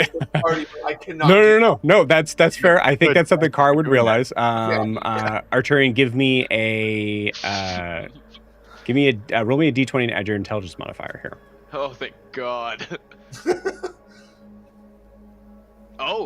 And add intelligence, you said? That would be 22. Nice. Beautiful. Okay, nice. With a 22, as you see him kind of going the opposite direction, you like there's a moment of like, wait, and then you kind of like realize. Yeah, it would be very dumb leading my enemy straight to my base. Yeah. I am purposely, and just in case he's still in my head, I am purposely thinking I need to get there quick for Ogra. I am purposely in my head. I have to get there quick for Ogra. Joe, I have no fucking idea where I'm going. I'm just going. I like it. I like that a lot. As I say, follow him. He knows where to go. Go to the prostitution library. What? See that lady on the corner? You're dead. Cool. That's not really helpful actually, but I'm just gonna show you guys a roll nat 20. I just want to be a part of the group. This was in the choice of what to do here in this moment. Carr, you feel that Nala's not resisting or like fighting you, but you realize that Nala's not really helping you fly right now. You're muted. My little tiny puppy was barking. So I don't know if, like, in my head, she could just be emotionally drained over what happened. She was just beaten, attacked, and kidnapped. She could be being dominated by this other person. So I'm going to let it go for now as long as I have her hand. Like, we're going somewhere. We are going there for Ogra. And literally, that's all. Yep. We're going for Ogra. Let's go for Ogra. Let's go. Cool. You know, so. Okay. So I will say, because I don't want to really necessarily draw this part. The goal, and I will say, like, for Carr, it is to be very roundabout, to like end up like going somewhere else, just to really try to throw any sort of idea of. But I would say the goal is to get back to Memoriam, correct? I mean, I think as a group, probably. I don't know that Riaris is thinking that. I don't know anything about the Memoriam, so right. I'm probably thinking going to the boat. Someone tells me otherwise. Right. Now the boat. I mean, the ship makes sense too. It's just the only difference is that, Ogra is not going to be helped at the ship. For sure. But, yep. Yeah, this is tough. I don't know, because we need to... What time... Like, can Arturian gauge how much time we have? You guys are, like an hour away from not getting a long rest. Oh, jeez. So we do have to kind of, like, get straight there, but at the same time, if we go straight there and we don't do any, like... maneuvers to try and like lose anybody that might be following us. But who knows? They could also have like a arcane eye. Like there's so many. So what I will say on this is that really what I need to know is where do you guys want to go? This is we have to go to Memoriam. Okay. At least that's what Arturian thinks. Yeah, I think that's fine. Yeah, I think I would land and just say, "All right, we're going to the boat. I don't know what else to do." You got it. I would like a group. You guys are, some of you guys are not here, but I would like a group stealth check for this. Oh, I will also allow. I will actually allow this stealth or deception for this. And that so should I roll deception or am I off? Whichever's higher for you. Okay. If you're doing deception, it's like we get to Bernie's with the Ogre's body. I'm going to roll deception because I have disadvantage on stealth. And I'm separate from the group. That's why I was asking, should I do this? Mm-hmm. Okay. I'm counting this mechanically as 1. Got it. We're not being stealthy. We're not being stealthy. We've got all under 10s. Nat 1. It was so close to a nat 20. We are Then it so moved. not stealthy. I am going a different direction if that helps. But This is a disaster. Just throw glasses on. Okay. Kaelinor? It's a 5 for the deception. You guys are not going to tell me. Can I Yaris? choose that? 8. Said. 12. Ogra. You're dead. 0. I'm Ogra's- sorry. Car. Oh! What would you Oh get? my god. Most That was so stealthy of all mean. of us, Sam. I'm sorry. I forgot. Not 1 for 6. If that matters. Natural 20. Ogra's so Incredible. deceptive. Ogra's She's doing her alive. part, yeah. Yeah. She's playing dead so well, guys. So well. She's playing Arturian? dead. 8. 8. Okay. If you guys want to add Vera, I'm Yeah. not sure it would hurt too much. Probably a good idea. probably a good Nothing idea can hurt too considering much. We need to add it. Yes. We the can't rolls at this here. point. Cool. Yeah. Sarah, roll me a d20 for Vera. Can that nat 20 I just rolled be Vera's? No. Uh,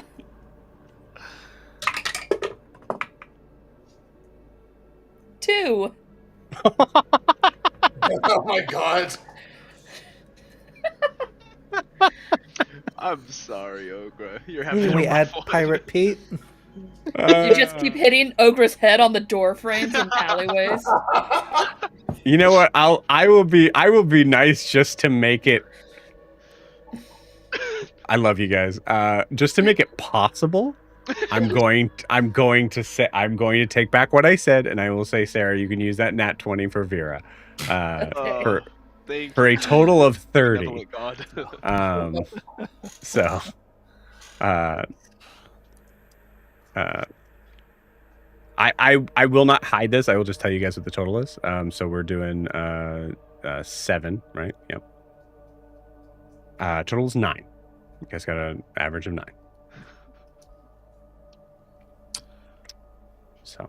Out of 10, that's really good. That's true. Yeah. Out of 10 is pretty good. Thank God for Vera. Thing, though, I mean, we just had one hell of a night. So it's still possible. I just want to let you guys know that. I'm going to roll, and we'll see. Yeah. If there are we? Could I make another? Because I can make words of text as well. Could I do another magical tinkering and hand it to? Oh God, Arturian trusted Ogra the most, and Car's too far away. He's horrified of Kaelinor. Riaris. He's going to hand you a stone, and on the stone it says, Car, because he didn't piece it together that we could have been followed until Car started doing that very special maneuver. So I'll say that Car thinks we're going to be followed to my top secret base. Right? Car thinks we're going to be followed into our top secret base. I don't know what to do. For the rest of the Okay, you got it. I don't think Arturian get along really well. Yeah, I don't think Arturian and Riaris have officially met at all. No, but I saw him heal someone, so I'm like, "You're a good guy." Yep, beautiful. So yeah, we definitely have to RP Arturian walking up to Riaris. Yeah, go ahead. As we're walking, I'm gonna grab a piece of paper. Maybe it's a wanted poster. I don't know what it is, but I just grab a piece of paper and I take my tinker's tools out, and you just hear, and then I hand it to you, and like welded in letters says that as I'm looking at you with these like big puppy dog eyes of like hold on, like shifting Ogra, like putting her over the shoulder. What is this? Oh. Riaris, by the way, thanks for trusting me on going down. Not our best first impression here. This is my first time really doing this, so it was a great first. Well, just read it. You're doing great. And did something happen at the end here? What? No, I'm just scared. Yeah. I don't. Okay.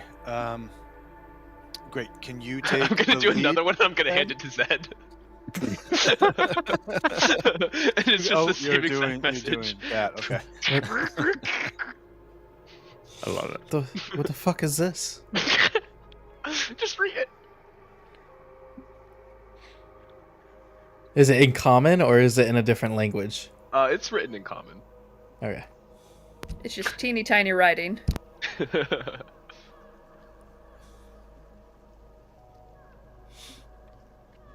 So,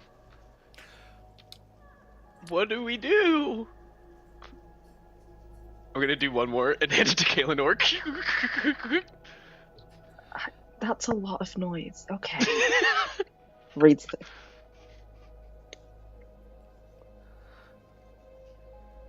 Maybe let's make less noise and not leave these lying around. Yeah, that's a good idea. It's a great idea, isn't it? Mm. So, we have, if I'm thinking right, we have like 50 minutes left before, we miss our window. And, but if someone's following, I'm pretty new to this. Have you guys dealt with this before?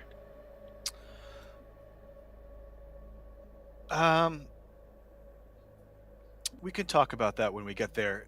Where do we have to go? We're going. Why don't you lead the way? Okay, yeah, okay. Shouldn't Kay, we do you all mind? just get Kay, there? Zed, do you guys mind just keeping an eye out? Look around. I don't know what we're looking for. Do you want I me got to Ogra. lead the way? Or do you want me to lead the way? What's the difference? Do you want me to lead the way? Or lead the way? Whichever Kaelinor, way Kaelinor, looks what less is he suspicious doing? dragging What a is- body on a horse. Okay, Okay. I'll lead the way. Just lead the way. What is- Amazing. why is he Thank winking? you. I don't know. Maybe he had something in his eye? Want to tell you something? I don't. And Kaelinor will flip their ring as well to sensory echo from Carvis. Okay. Just to You got keep an eye out for people following. All right.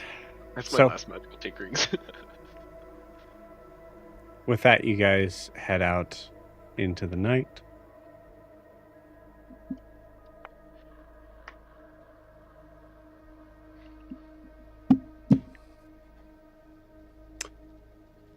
And with that, we're going to take our 10-minute break. Oh God, we're all. We'll see you guys in 10. All right. Oh, I'm gonna get.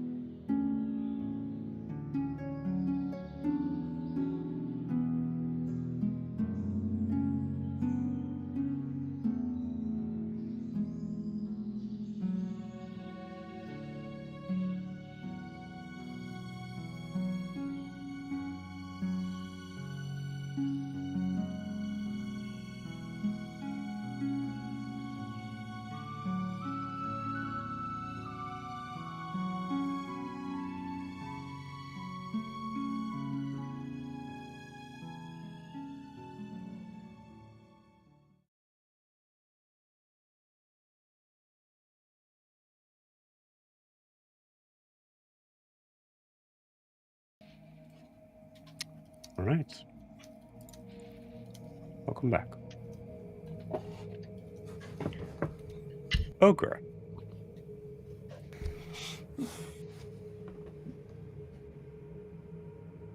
You wake up.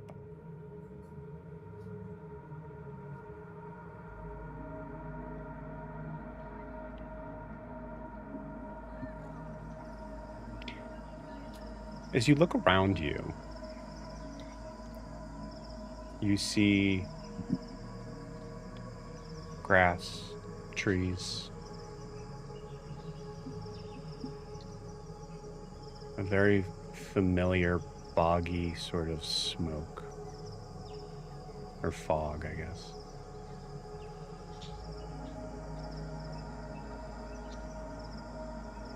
Seems like home. But that can't be right.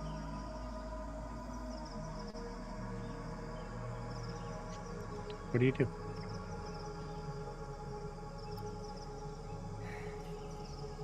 Ogra's just taking a moment. Probably a single tear is like falling down her cheek, and she's like checking to see if her heart is beating. You tell me. I want to say it is, but probably not how she knows a heart should be beating, but it is in a different way.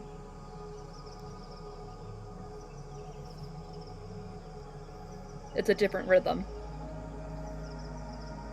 Makes sense.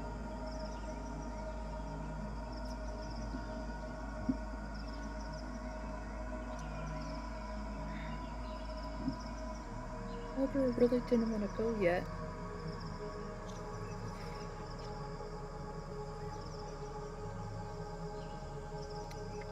And she's a little afraid because she doesn't know how resurrection works. If she has to like stay in one spot or if she can move around. So she's just like hasn't moved from the spot she woke up in.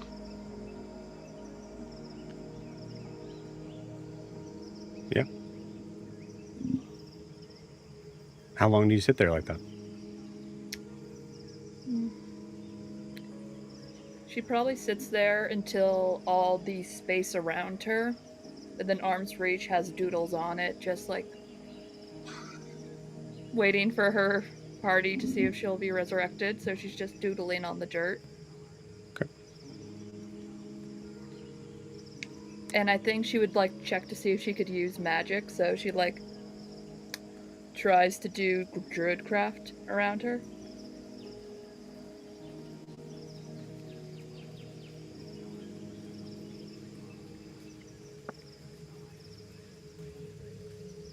That seems to be difficult.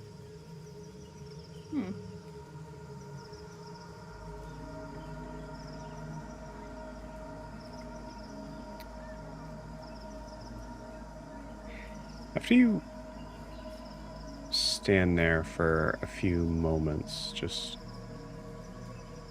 trying to figure out, like, I love the concept of like the standing hope of like, well, they're gonna come get me, and like I'm not, They're gonna come.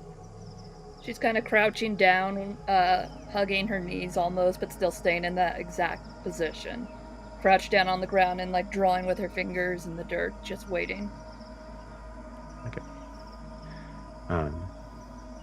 You hear a rustling through the brush, and you hear the sound of humming.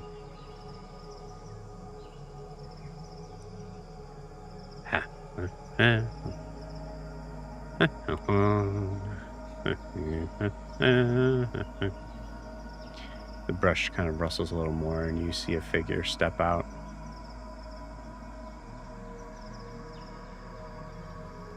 That you haven't seen.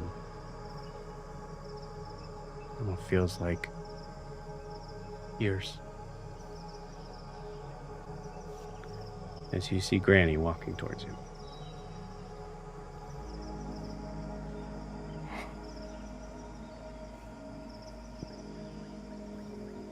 Ogra just runs to her, saying, Granny, are you dead too? As you run towards Granny, eyes kind of like wide, like her arms open, like eyes wide. Granny's eye is also wide, but it always is.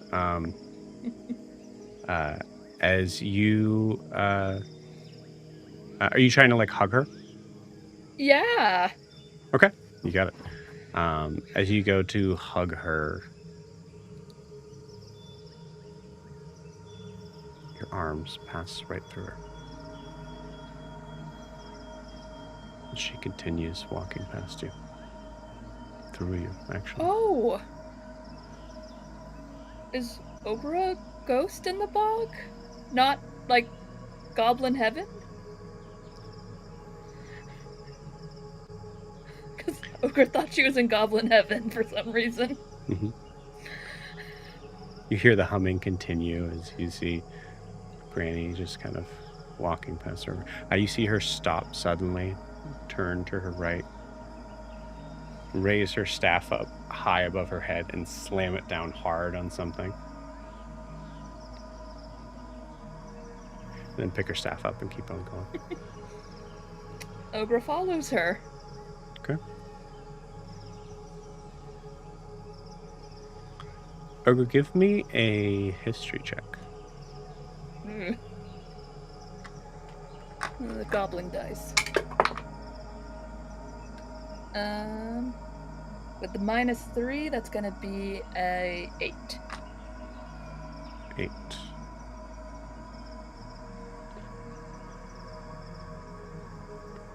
As you see Granny coming or walking away from you towards what looks like it might be kind of the edge of the bog, you see there's some, there's less grass, there's more dirt, mounds that come up. You notice that even the air seems to smell a little bit more rancid. And you see her kind of like moving down sort of towards the water's edge.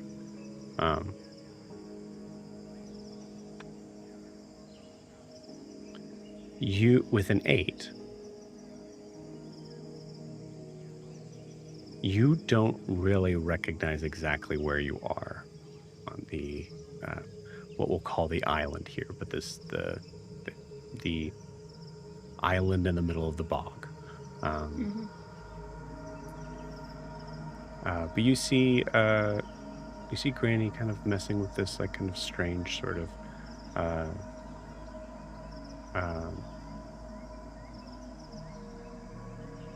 what looks to be at first just like a something that's like kind of like tied down in the water, and then you see it seems to kind of extend and sort of spread out across the waters. It looks like it must be some sort of netting.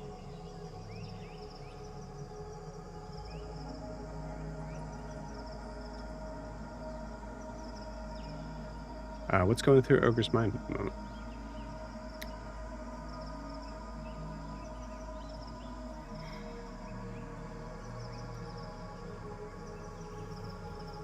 First, she's hoping that Riaris got everybody out, that they're all safe,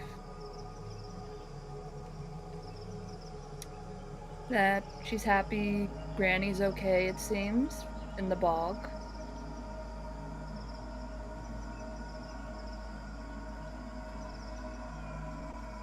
And kind of bends down and sees if she could pluck the little netting to make a little ripple.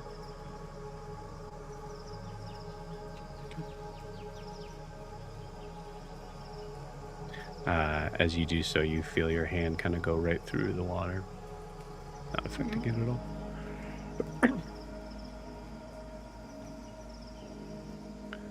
Roll me a d20, please. Here.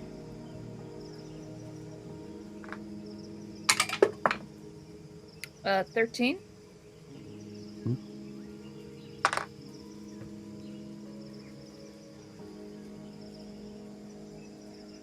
Okay.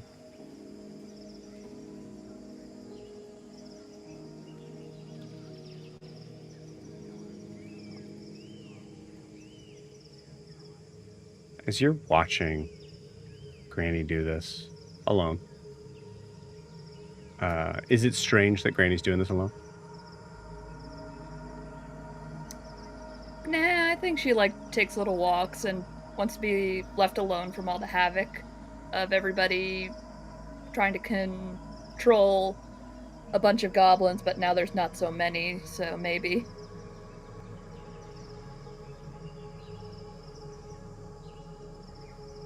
Okay. Yeah, I think as you're sitting there watching, watching your goblin grandmother, you think about the last time you were able to talk to her.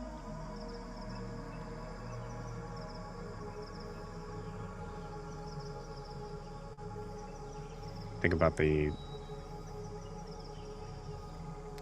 sincere feeling of betrayal turned into a sort of questioning level of even belonging. And you remember how much you offended Granny.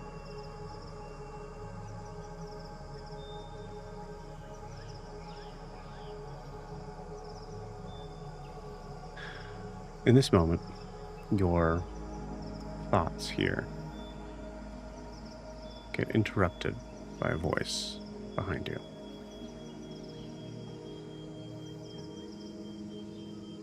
You shouldn't be here.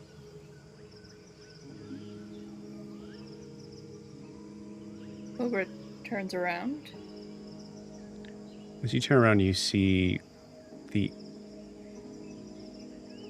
someone that doesn't fit the scene, and therefore the scene itself doesn't work. The smoke itself that kind of flows around this figure seems to almost mask the idea of what lies beyond in the bog and the forest and all the things in there. It's like you're looking at a figure that is messing with the green screen of this scene. This figure is tall. Definitely Eric Okran. Dark, black feathers.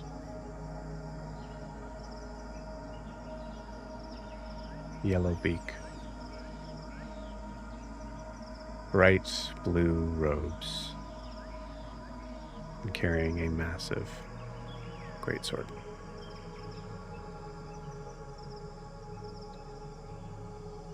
Hello?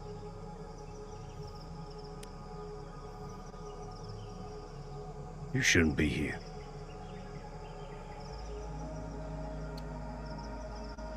Ogra doesn't really want to be here.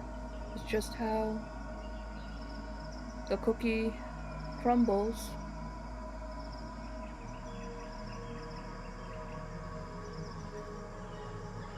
Where is here?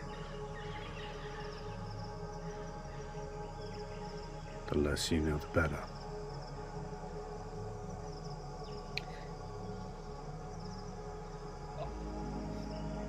You have the same blue eyes as the lady that almost killed Ogra the first time?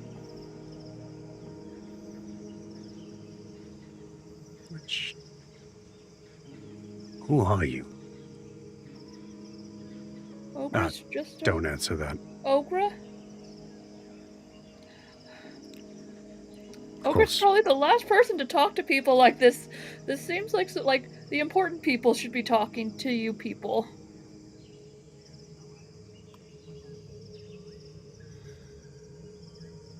My job is to rid people that don't belong. Oh. If you could, wait a little bit longer, Ogra's friends is gonna bring her back. We just gotta wait a little bit longer. What do you mean back? Ogra's dead, right? Ogra's not a ghost or in Goblin Heaven, or is this like a purgatory situation? Ogra's not in hell, right? Ogra doesn't think she's... Is Ogra in hell? Ogra doesn't think she's evil, but she's from evil people, but Ogra doesn't believe she's evil. You see him raise his sword Oh, in your direction. Ogra knows an Ashwing named Carr. He's really nice. Sorry you don't understand. And goes to plunge it straight through you. Try to grab it? Yeah, you try to grab it. You can't grab it as it moves through you, or moves through your hands and you.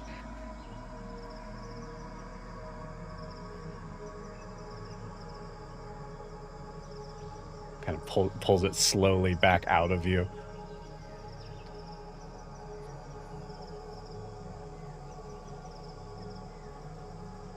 Now what?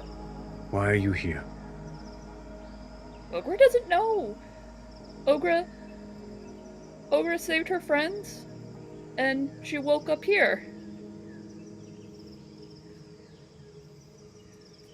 You should be in. You should be in Celestia, or the Underdark, or the Shadowfell, or wherever you see him kind of like stuff it into the ground. Actually, as you see him kind of like bang it into the ground, you see Granny kind of like behind, like kind of like out of the corner right behind you, kind of like, and then looks towards the figure, and you see the figure just go like this, and you see Granny immediately just kind of like almost like in a rewind sort of moment kind of goes back to what she was doing. Who are you?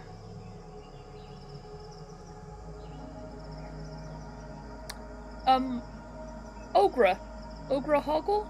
And just... I know who you are.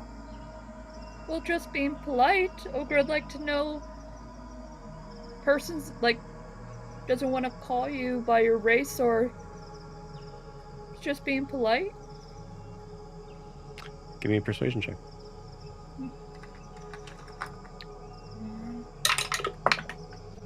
Okay, way better than what I've been rolling. Persuasion... That's a 0, so it's going to be a 14. 14?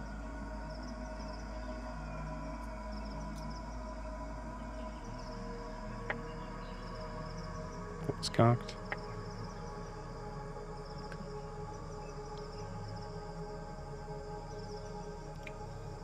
It's not going to matter if I tell you.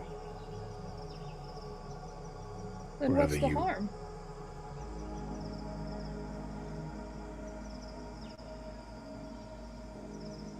Varix.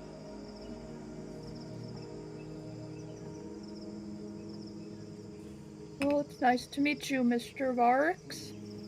Just Varix. We need to get you back wherever you're supposed to be in. Ooh, And the fact that I can't kill you to do that is strange.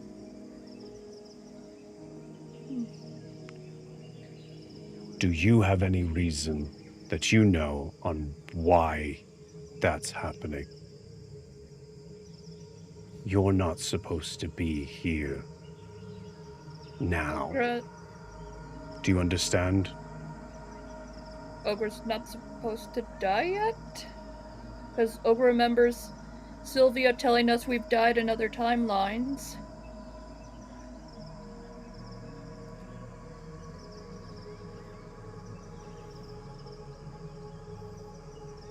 Who's Sylvia?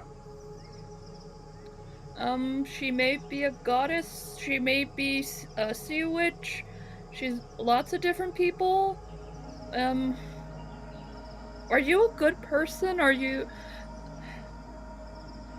No. Continue. She's Ogra's friend. She brought Ogra back like 2 or 3 times, maybe more. So she's a healer. No, she did like timey magic. You see his very bright blue eyes that just have no pupils kind of like flash a little bit.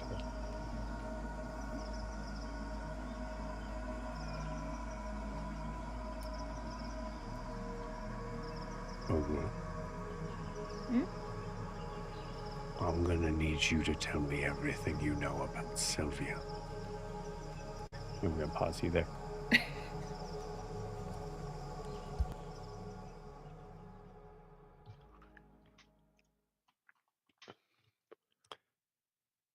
Arturian. Oh boy. You get to the alleyway where you know where the entrance is. I would say that you're aware that the group is somewhat around you.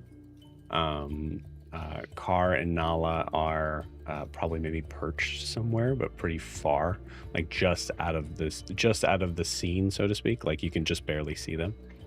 What would you like to do? I'm going to look to our conscious party members and go, well, my legs and my arms are getting pretty tired. Oh, I gotta stretch as I'm like pointing. Gotta stretch, but maybe we shouldn't stop right now and rest. Maybe we need to keep. I don't really know what we need to do. I mean, I'm feeling okay. You need me to like?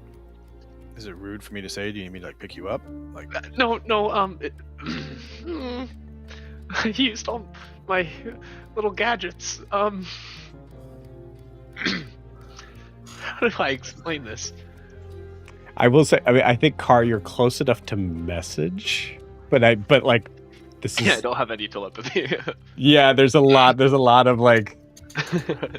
Well, the weird thing is like Arturian knows and Kar knows and Ogra knows. Ogra's dead. Kar's pretty far from the scene, like trying to kind of stay hidden, and Arturian is trying his best. Yeah. Like, yeah. But also isn't like doesn't know the party well enough. Yeah. Mm-hmm. Do any of you guys like speak into other people's minds? Arturian just hears a yes. just a really creepy just yes. Oh, okay. Sorry, my lips are tired. Can I respond back? Oh, fuck, not with what am I gonna do? I'm gonna Arturian, you hear in your mind. Mm-hmm. Don't resist this. Say what you're gonna think. And then I have 1 level spell slot left. I'm gonna cast Detect Thoughts on him. Oh, so I can hear Seth's thoughts. Yeah. Okay. Beautiful. Arturian. Mm-hmm. I mean. Yeah, I'm just gonna give me all your thoughts. So, at first it's like, don't resist this. Is she gonna kill me? Yeah. Like, oh no, the shield. But no, the surface thoughts are, how do I explain to these people that I'm part of this secret resistance group that is here to protect and preserve the knowledge and even the races of this group that's trying to exterminate these other groups and erase them from existence and try and erase them from history. And how do I explain that our secret base is right there, but I don't know if there's people following us and I don't want to lead the enemy straight to our secret base? Oh no, I don't know what to do. That's probably. Are there any thoughts you have towards Kaelinor that might slip out right now? Kaelinor would be probing just further. If he's fully not resisting, Kaelinor said, I'm going to take this opportunity, man. Yeah, oh no, you told him not to resist and he's too scared to. So if you do go further, you do find that he is, I don't know if disappointed is the right word. Yeah, no, disappointed is the right word. In the sense that I thought paladins were these altruistic heroes and benevolent warriors, and this one is nothing like I dreamed of meeting. So he's horrified of you, to say the least. But hoping, like, and then like there's like he's going through like the stages of grief of like, oh no, there we go. He's going through the stages of grief of like, oh well, maybe she was being mind controlled, and like bargaining with himself of like, maybe I shouldn't judge too quickly. Maybe she actually knew that guy was a really bad guy. So I think this is like time is passing here. That like the rest of you are like, what the fuck is going on? What? Kaylin just staring Arturian down, being like, Uh-oh. well, that's how you do it. And listen, they say never meet your heroes. I kind of tap him on the head a little bit, and then I just kind of go in the direction he was thinking of like, all right, he said it was like this way. Okay. Without, just like... Okay, I guess that means we're going. Cool. Yeah. As you guys continue sort of down this sort of strange alleyway, I would like all of you to give me a wisdom saving throw. Or sorry, I think it's charisma, actually. Charisma saving throw. Everyone gets a +3. I would much prefer wisdom. That'd be great. Wisdom saving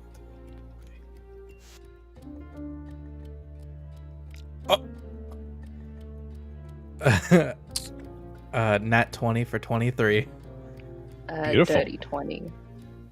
Nice. I'm rolled a 20 in this. I'm still confused on if he actually needs me to carry him or not. I'm not really sure what we're doing and where we're going with my 8 charisma. You're 8? Kind of Okay, cool. Figure that out. I love that. Arturian, you don't need a roll. Oh, yay. Okay. Because you know exactly what would be happening here. Does Ogra need to roll for her body? No. Ogra also doesn't need to roll Ogra's because dead. Ogra has also had to pass through this already. So, Riaris, as you're sort of like walking this area, you realize in this moment, what are we doing? We have Ogra as a dead person. We don't know who this weird mouse person is. Everybody's hurt. Everybody and the only safe haven that we know to go to, we're not going to it.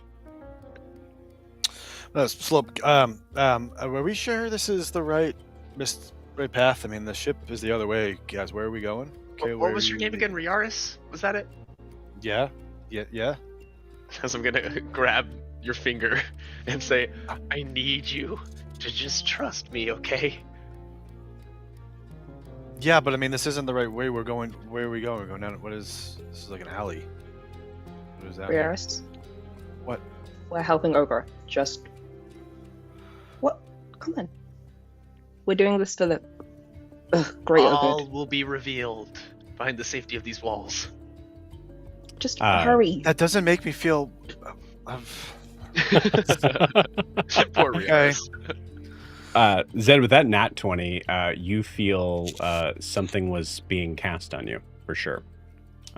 Here, and it felt like it didn't feel like it was from a person. It felt like it was like because you walked into it. You also get the feeling right now too that there is, I think, since you have broken yourself from this dagger, I would say that you're dealing with an extreme sort of case of oversensitivity on all physical things. Like you're able to be more aware of like how your feet feel touching the ground. You're more aware of how the wind sort of like tastes in your mouth. And I would say that some of the things that I would, and you can tell me what it is, but some of the things that Zed has been able to kind of like keep buried deep down, not emotionally, like pain tolerance wise, are becoming harder to bear.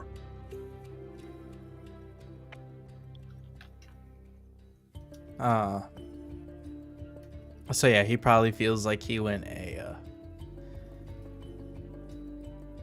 he felt like he hit a wall, but went through it. And he's just like looking around, like, what the? Did anybody? And he's just staring down at his hand, sees the holes in his hand. And I like that. The holes in your hand, normally when the dagger was like sheathed in its way or not being used, the holes in your hand would disappear. mm-hmm. They're still there. Oh, why does my hand hurt so bad? Oh, somebody must have had something rotten out. You know how you can taste what you smell? Is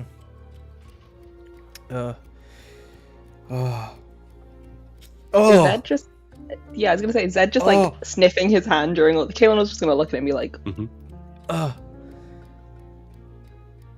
You guys, "That's why you guys let me hold something that would do this? you wouldn't let it go." Freaking Did you weirdo. try talking to me about it? No, you were way too protective of the dagger, dude. I tried taking it from you.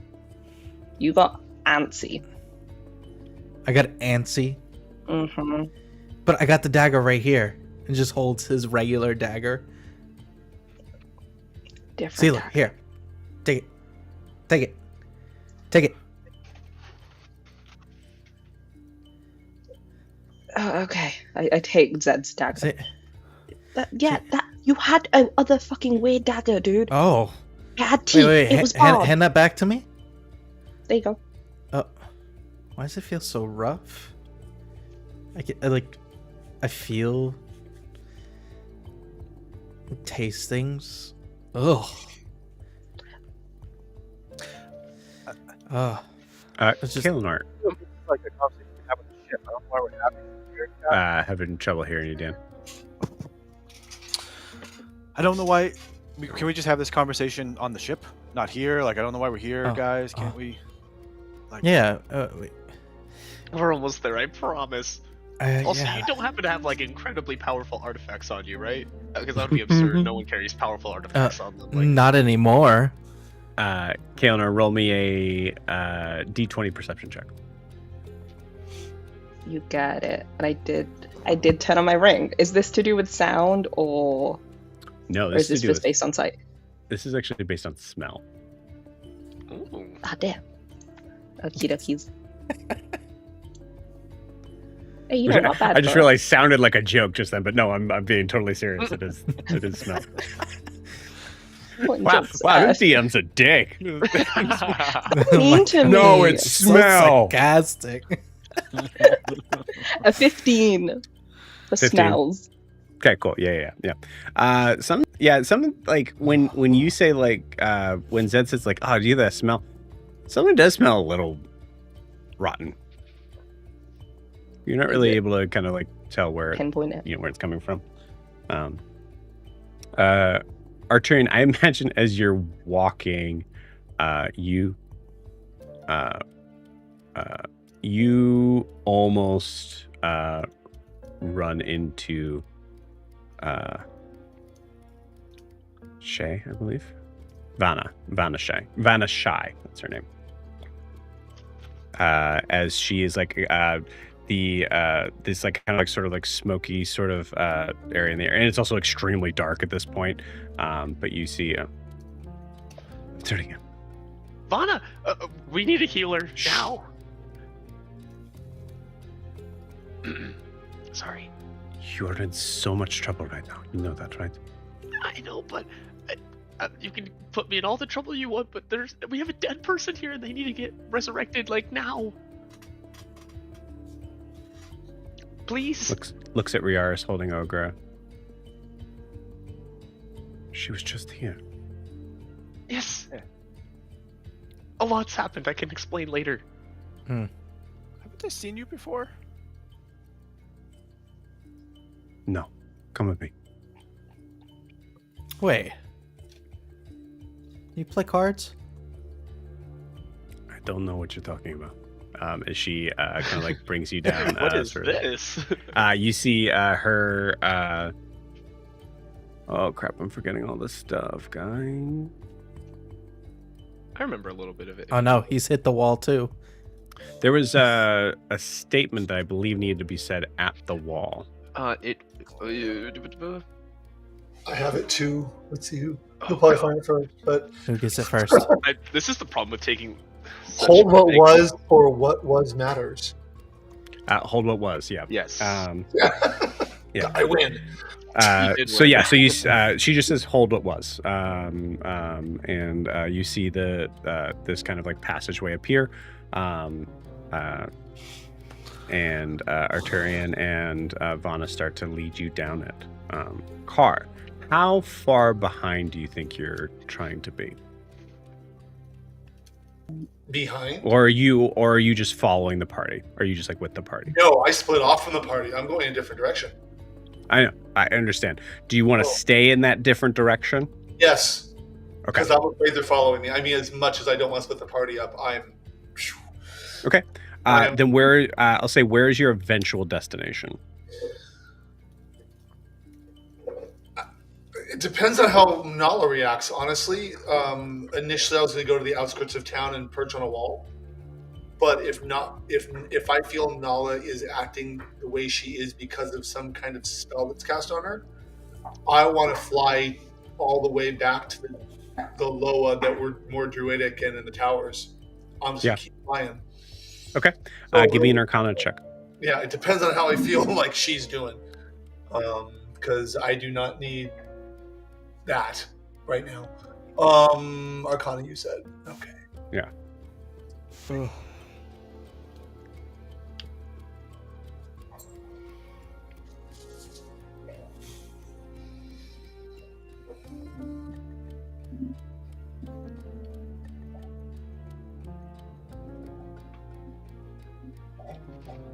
What'd you get, Jack? I said 19. I'm sorry. 19. Oh, okay. Gotcha. Okay, Yeah. I was like, wow, deep in thought. 19. The river runs deep. 19. Your 19. You are certain as you look at Nala, and Nala kind of like looks at you. Her eyes kind of dart back to somewhere else, like wherever they're. You are 19 is good enough to say that it does not seem like it is magical at all. Okay, then I want. Oh, go ahead. Go ahead. Thought you were done. You can finish. I was just gonna say I think she's in some significant emotional trauma. Okay, then I want to fly just outside of the city, find a tree, and perch in it. Okay. And I want to perch high enough so I can see over the wall. Okay, you got it. And I will stay there for the foreseeable future. Might spend the night here. We'll see. I don't know. But... Okay. I just rolled twice. She's not talking. And I don't need her to talk. We perch. I put one of my wings over her, and I rest.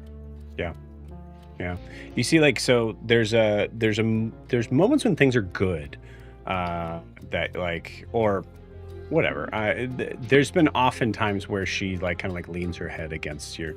She's not doing that. She's not pulling away or anything like that. But she's just not like she's just full shell shocked. I think is what you read from that.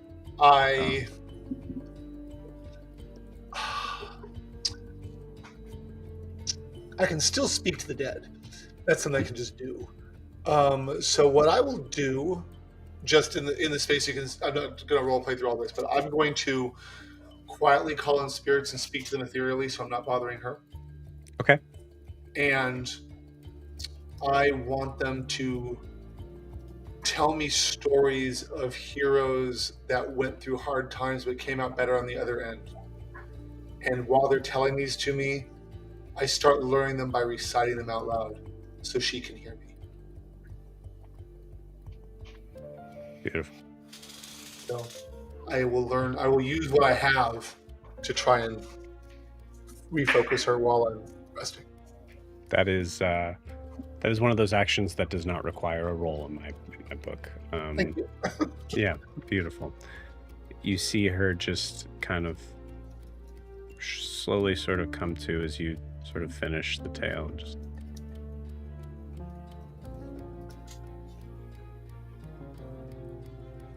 we failed.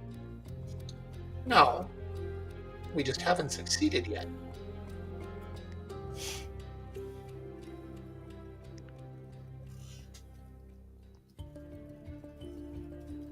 I am not a...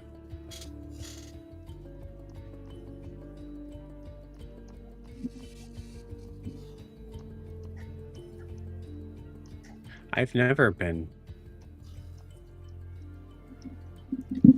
It's been a long time, if ever, that I've been bested at something.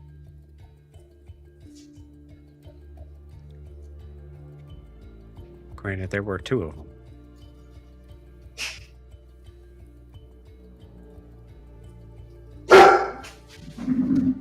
But I'm not feeling very much like a hero right now. In every tale, the hero goes through a challenge. They go through trials. They made the mistake of showing us what they can do. We'll learn from it. No matter what, I will always come back for you. Even beyond death.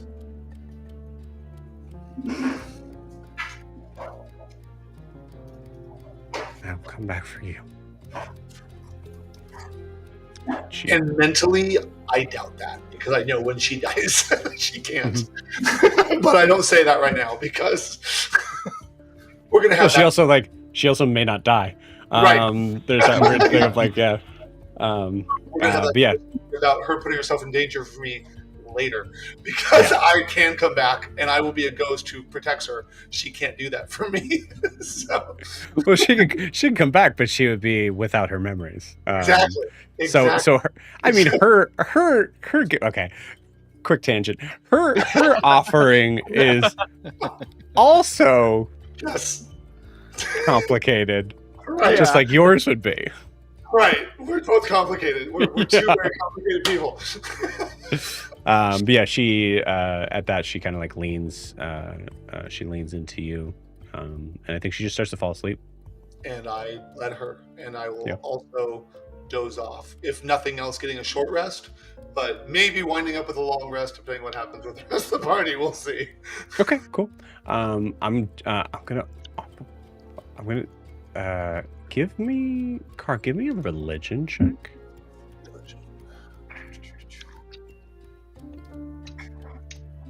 22.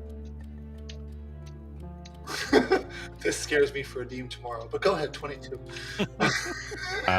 Check your messages. Okay. You already know tomorrow's just gonna be a wash. You're just like, yeah, I was like, whatever, Joe. We appreciate we got the good roll. Mm-hmm. I did reply. I think I was. I see it. I think I was a little understated. Beautiful, cool. I will keep that in mind. Okay, thank you. Cool. All right. With that, we kind of move back to the now sort of strange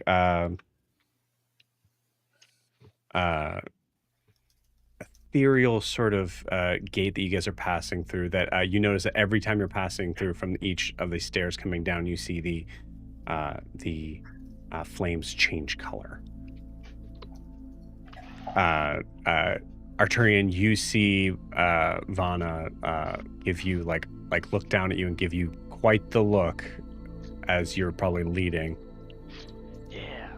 Oh, Vana, not to make things worse, but I've thought it might be helpful to know that we are possibly being followed, and I want to just make sure that if there's anything we can do about that.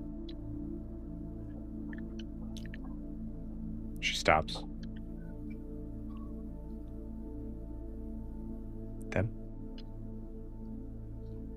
I think so. It's a man named... God damn it, what was his name? Hakuya. A man named Hakuya. I don't recognize it, but... I don't tease you. Continue without me. I'll go check. And she stops, turns around, and be safe. You see, besides Riaris, because Riaris is carrying Ogra's body, she'll be like respectful in that regard, but for the rest of you guys, just kind of like walking through you guys. Sorry, I kind of made her mad. Let's keep going. Why are the flames changing color? What does that mean? It doesn't have to do with the magic items leaving, if I remember right. Mm-hmm. Well, it has to do with the artifacts that are passing by it. Yeah, so it basically just reveals if there's powerful artifacts going by. This little crystal in a cage I have is one. And did anybody else's trigger? Nope. So just mine? Okay. Yeah, so it's like an alarm system of sorts.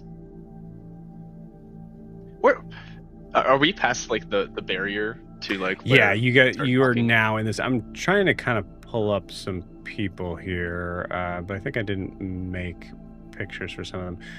You see, like, as you kind of get down to the steps, you see there are like 4 or 5 red cloaked figures that were like kind of like talking amongst themselves in a group, stop and then look at you. We need a healer now, please.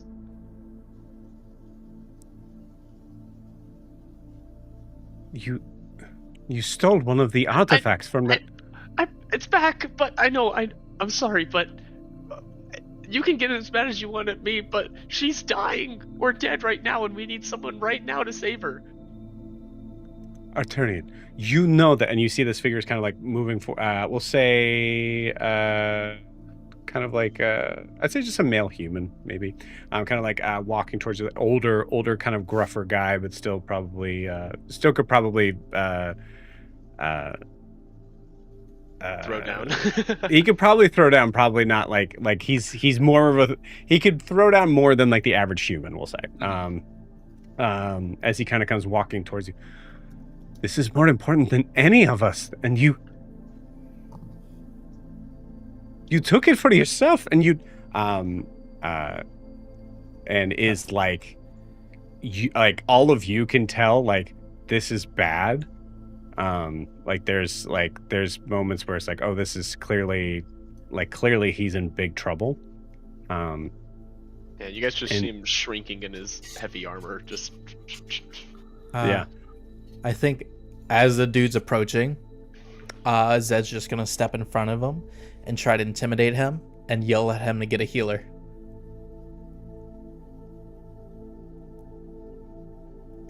You don't deserve to talk.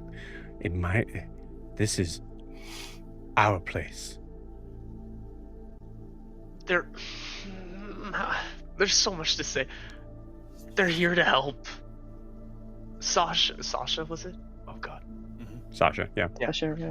Sasha, she wanted me to help them, so I'm helping them, okay? But if you want to listen to Sasha, then you have to help Ogra. You see this like kind of like strange little smirk kind of come over this guy's face. Sasha's not here right now, Arturian.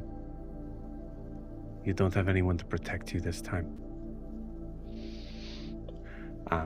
And takes another step towards you, and I'd say the other figures start to kind of move in kind. Riaris, give me an Arcana check. Oh, I'd also like to step up next to Zed as well. Arcana. Yeah, at that point, when the others step forward, I start to pull out my dagger. Okay. Kaylin was just mean mugging in the background, but pulls out the Merlin look shield a little bit, see if anyone catches a glint of it.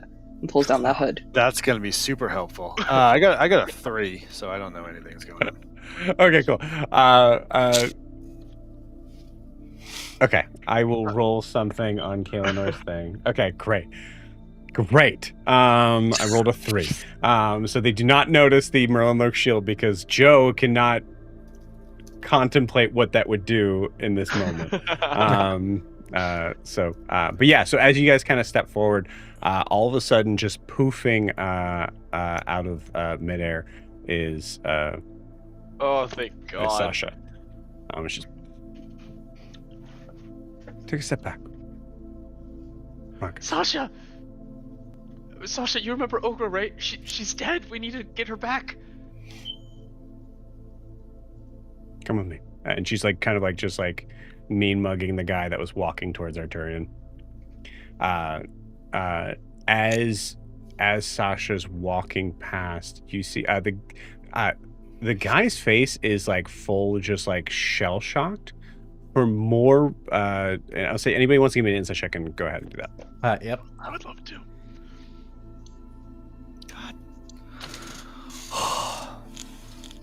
That is 21. Dan did so bad he froze. Yeah, he froze in the... So, He froze in shock. Nah, it's just the doorway he went through. What did we get? 21. 16. Said you're killing it. 21, 16. 16 will do it. Riaris? 15. Oh, sorry. Doesn't matter. Sorry, it's a 5. Sorry. It's a defeated man. Arturian, you're aware of this, but you're also aware of why this would be. I would say the shock on this, Kaelinor, you recognize the shock on this definitely moves past than the idea of like Sasha clearly seems like the leader here, like the main sort of like so it's not like a how dare you defy me. You think it's something to do with how she got here. Zed with a, what'd you say, 21? 21. You get the feeling that this is not the type of place that you can teleport into. Ooh. Well, Now, Arturian, you know why. She's able to do it. Yeah, as we go to walk by, I'm gonna stare straight at the dude and just tell him, next time I tell you to get a fucking healer, you do it, or this expression isn't gonna be the only time in your lifetime it happens. And I'm just gonna step in front of Arturian so he knows, don't fuck with him or you fuck with me. Okay. Give me an intimidation check.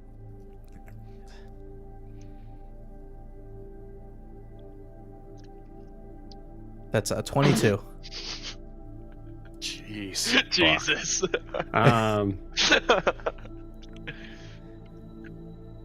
This is...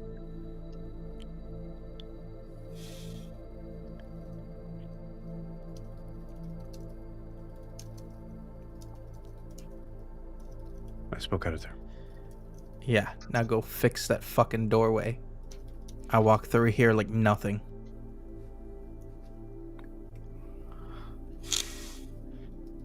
Thanks, Zed. Okay, let's go. We should figure out what the newcomer is talking about. And you see him and 2 others kind of like walk off.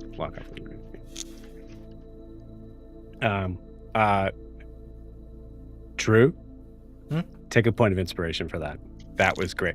Not only did you intimidate, but you were like, go find out what that was about, and now Vana has 3 other people to help her. That was so scary fun. Yeah, that was cool. Nice. Okay.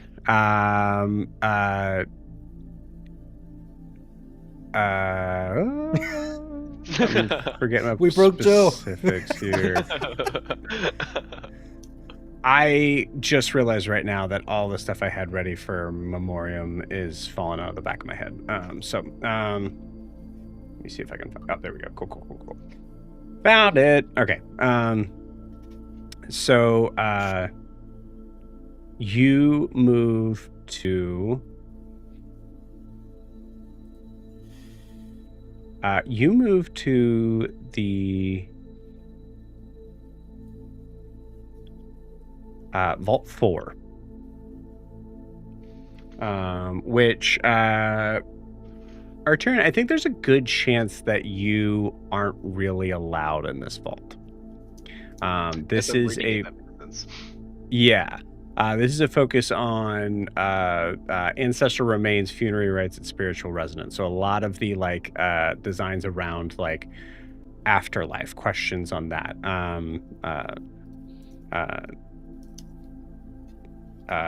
This is like if someone dies in memoriam, this is where they take their the like higher ups take their moment of like reflection and figuring out, they would hold the service, and then they would also just kind of like they would hold the service in the main sort of area, and then like have to do specific like sort of funeral rites stuff here.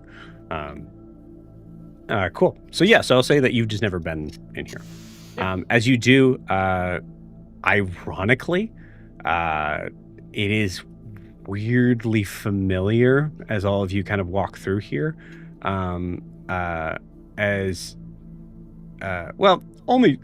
Only slightly. It does kind of feel like a room that's trying to be the forest again, except that it's all underground. So it is.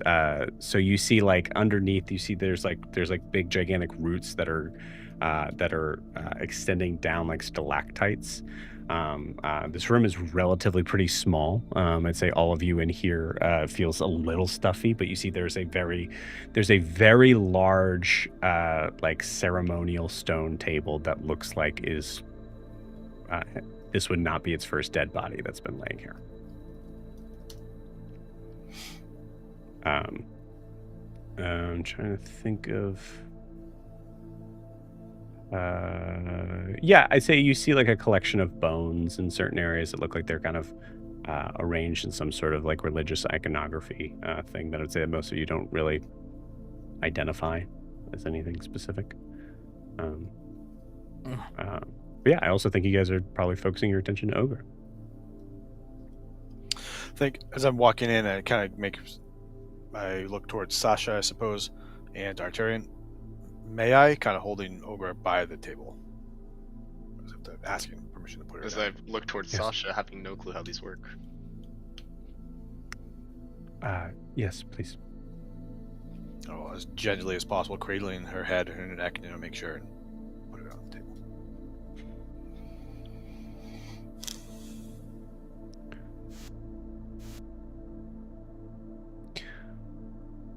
Arturian, I need to know. How? Before doing anything. How? What? How did she die? I wasn't there, but how did she die? She turns towards you all. She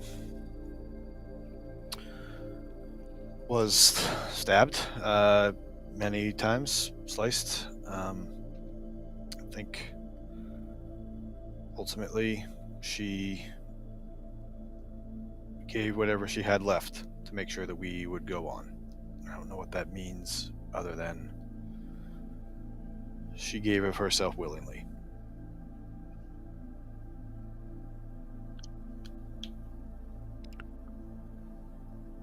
You have to...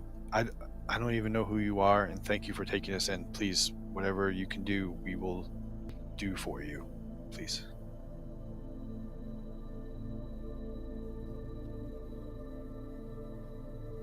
You know who I am.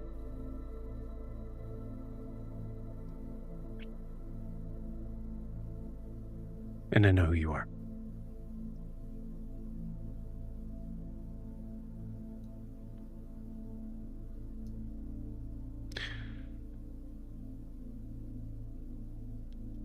How much danger is Memoriam in right now?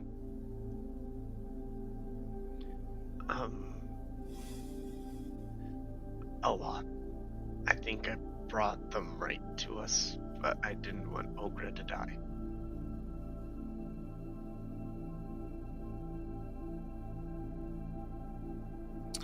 The people we saw, I've never seen anybody like them before. They are. Yeah, go ahead. There's a man named Hakuya.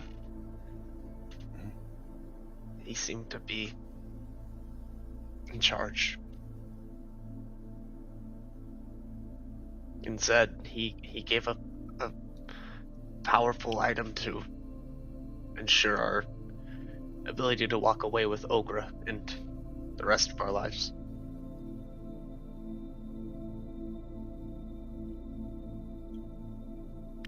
He's known me in every version before I knew him.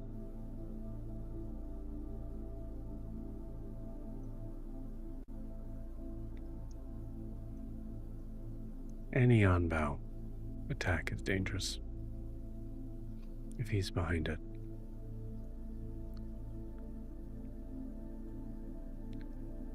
We're not ready. So I guess that means we need all the help we can get. Arturian, can you get these supplies, and like starts to kind of like list some things out for you to go and grab from your room? I know where all this stuff is. Yes, I'll go. Arturian, you run out.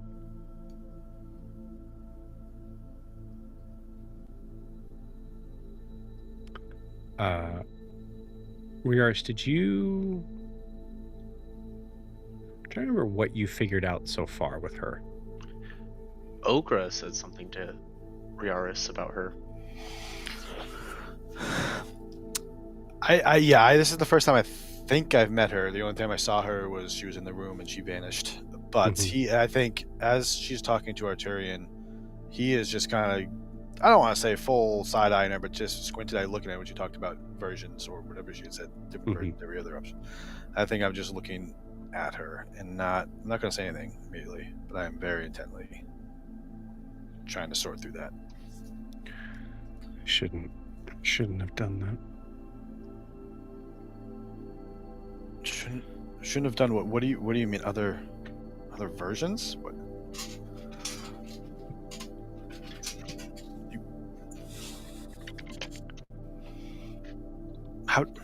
How do I know you?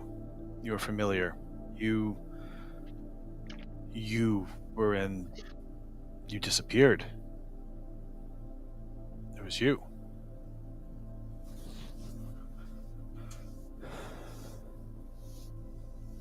Or you're thinking or trying to remember or trying to forget about me is correct.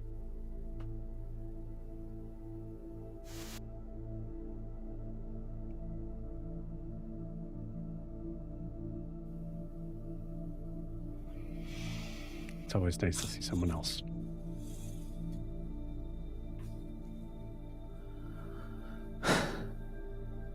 I have a lot.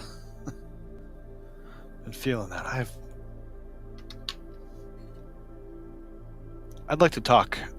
I know we're coming in a very weird situation. I'd like to talk. Can we talk after Ogra?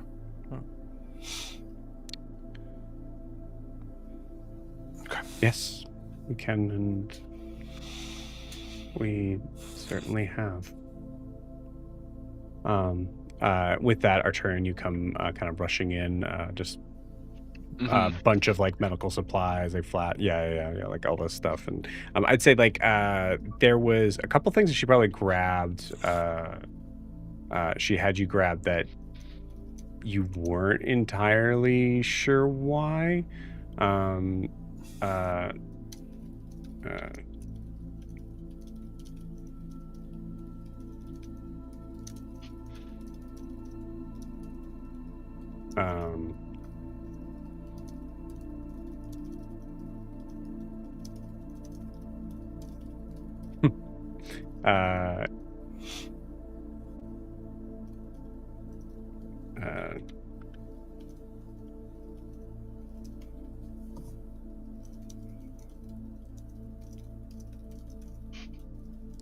She asked you at one point to actually go outside and grab a pebble from the statue.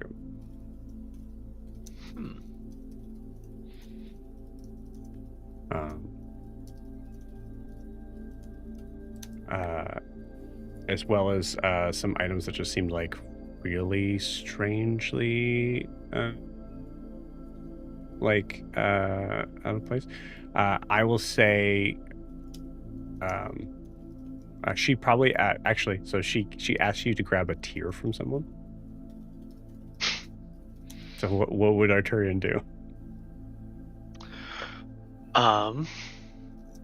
That's a great question. I think he's gonna run to the kitchen to one of the chefs and accidentally grab one of the onions and squeeze it in the chef's eye, saying, "Oh, I'm so sorry." As I grab a violin, grab it from his cheek, and It's just full attacking face. It's Ratatouille. It's just that. Give it! I need it. Thank you. We see like flashes of these, like as Arturian's bringing it back in. Cool. And I come juggling all this stuff. Okay, I think I got everything. All right. Oh,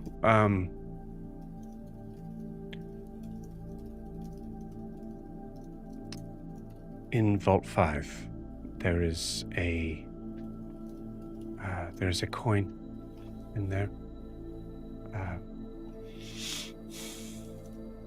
You'll know which one it is if it refuses to lay flat. But I'm not allowed in Vault 5. That's restricted.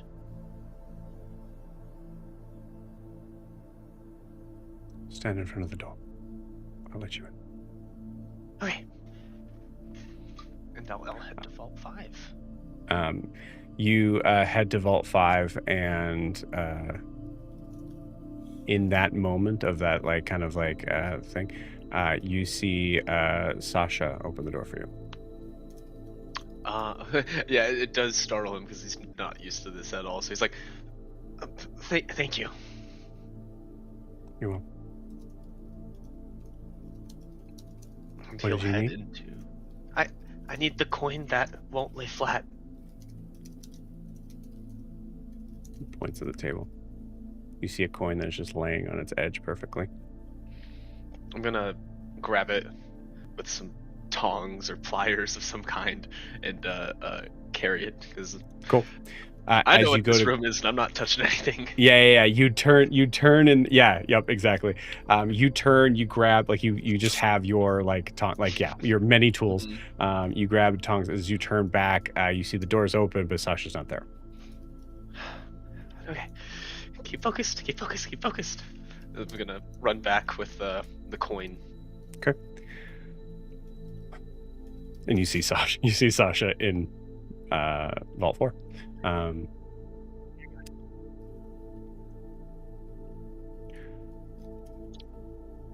She gives you a look like she knows what happened, and she appreciates you not bringing it up. Mm-hmm. And she starts to he's still trying to figure it out. So yeah, she starts to kind of like lay things around Ogra, and we'll pause you guys there.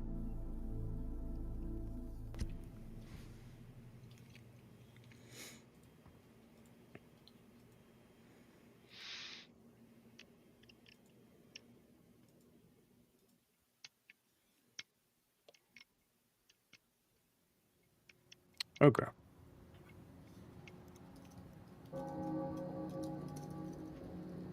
I need you to tell me everything you know about Phil.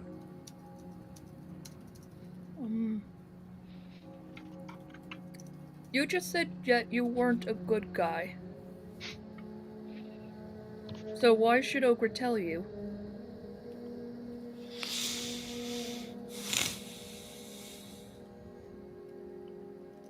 Bad people often are in charge of guarding good things.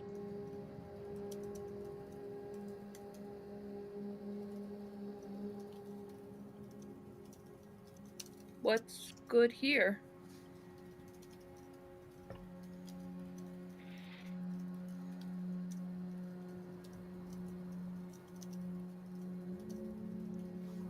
You know her, right? Yeah. Would you say that she's good? Yes. She's one of the things I protect. Who's your friend, Ogra? Car? Please describe what we see in this moment. Me? Mm-hmm. You see Car. I don't know. Just like appear like right next. Yeah. Okay. Cool. Ogra just runs to Car, saying, "Ogra knew you would come to her." Actually, he's probably like walking up behind him. Okay. And Nice. because he's so big and he's crouched, you don't notice it. And then he kind of curves around her, like, "Who's your friend?" And then she runs up. Ogra knew you would come and get her. I hug her back. Beautiful. Yeah, we're working on it. Hi. You see him like kind of like hold the great sword on his shoulders. He's. I'm not used to confronting an Ashwing with weapons. How are you? This is Mr. Varkic. Vark? Vark? I kind of look at him with a cocked head. Sorry. Ogra's looking like Ogra thinks one of her tusks got knocked off when she got killed. Neither of you should be here. Oh well, I've heard that before. I'm Car. How are you? I know who you are. Oh well then, Varkic. It's good to meet your acquaintance. Can you put the sword down? I'm not much for fighting right now. Actually, usually ever. You're not really here, are you? I don't know. Touch, like, my hand's going through him? Oh, you mean I'm not dead? No, I think Car is so good at this that maybe like Ogra, as you can feel like you can actually probably go through him a little bit, but when you hugged him, Car was so in touch with like where you were spatially that it felt like you were hugging him. Oh no, I'm not dead. No, and hopefully she won't be either. Who? Clearly you're not either, I guess. I mean, you look like an Ashwing, but I don't. I'm kind of like he seems. I like stand at my full height and peer. Is he wearing an ossuary? He is not. I was like, you look like an Ashwing, but I don't see an ossuary. Your beak is awfully yellow, so maybe you're just another Aarakocra. I don't know, but hi, you know who I am. Can we have a moment, or is this a good conversation?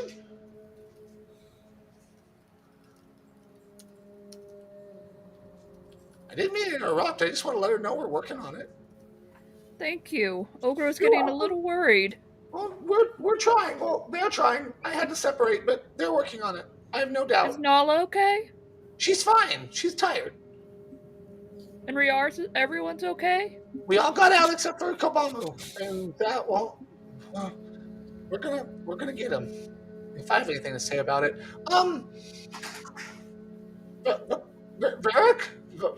Vark. I'm sorry, am I saying your name wrong? You don't seem to be very happy that I'm saying it. Should I not say it?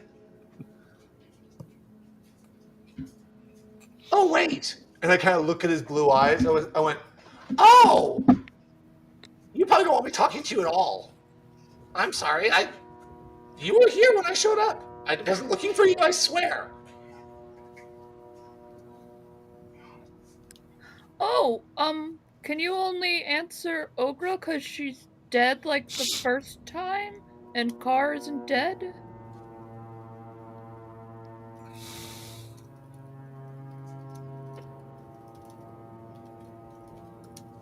Are you working on bringing her back?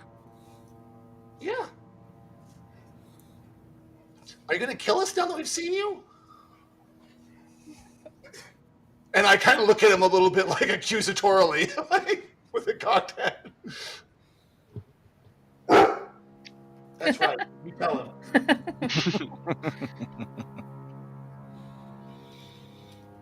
Make sure you bring her back. I'm trying. Wait. It'd be really nice though if you all wouldn't kill us whenever we see you. I mean, it's really rude. If we just had a set of boundaries, like I didn't know I was gonna walk into you right now, and here I am talking to you, and oh no, maybe I'm gonna get killed. You said Granny is important because she's good. So she's important. Did you watch after her when she was kidnapped by the Merlin? I didn't say she was important. You said she was good, though. Most unimportant people are. Were you watching her when the Merlin took her? Really rude.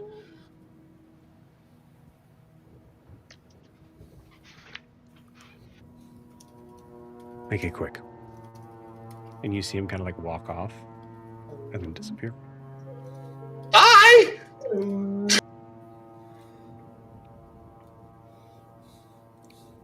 Anyway, I turn back to Ogra. Yeah. Now, does this look like what it usually looks like when I speak to spirits? Absolutely not. Right. Yeah. No. That's the... And you can see like, so I'll say like things like above board. You've seeing this, seeing a the term coined as watcher, seeing a watcher anywhere is crazy. Seeing a scene, like usually those people are coming to you, like they kind of like manifest in your world in a way, like you never really see what they're seeing. Right. So for you to come into wherever this is strange. And I'll say Car, and I surprised him. Yeah, you absolutely surprised him. Which is Car, also yeah, I'll say carrying over from that religion check. This is not the afterlife. Yeah, I was wondering, can I make a distinction about where I am? Because I'm used to being like singing the ethereal and talking with spirits there, and that's not here. Yeah. Yeah. Do I know where I am? I think you do. I think you know that you're in the bog. You're in Ogra's home.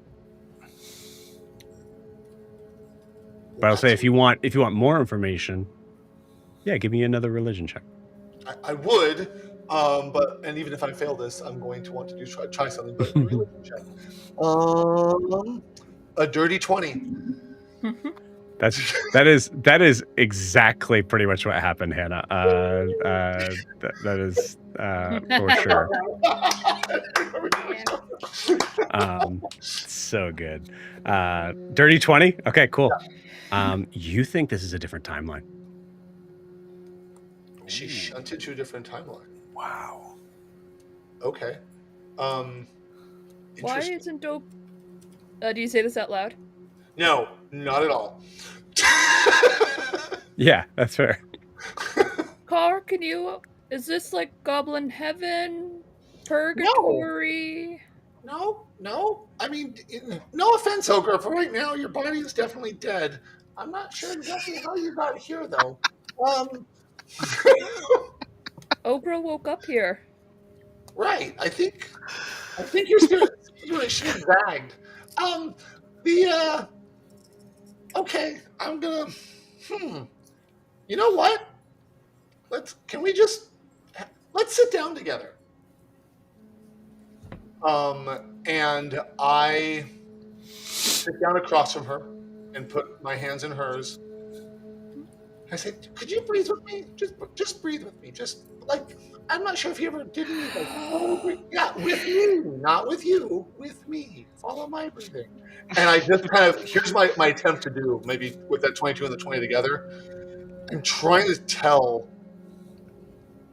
separate the feeling of where I am and who she is because they don't fit together, and see if I can find a trail of how she got here.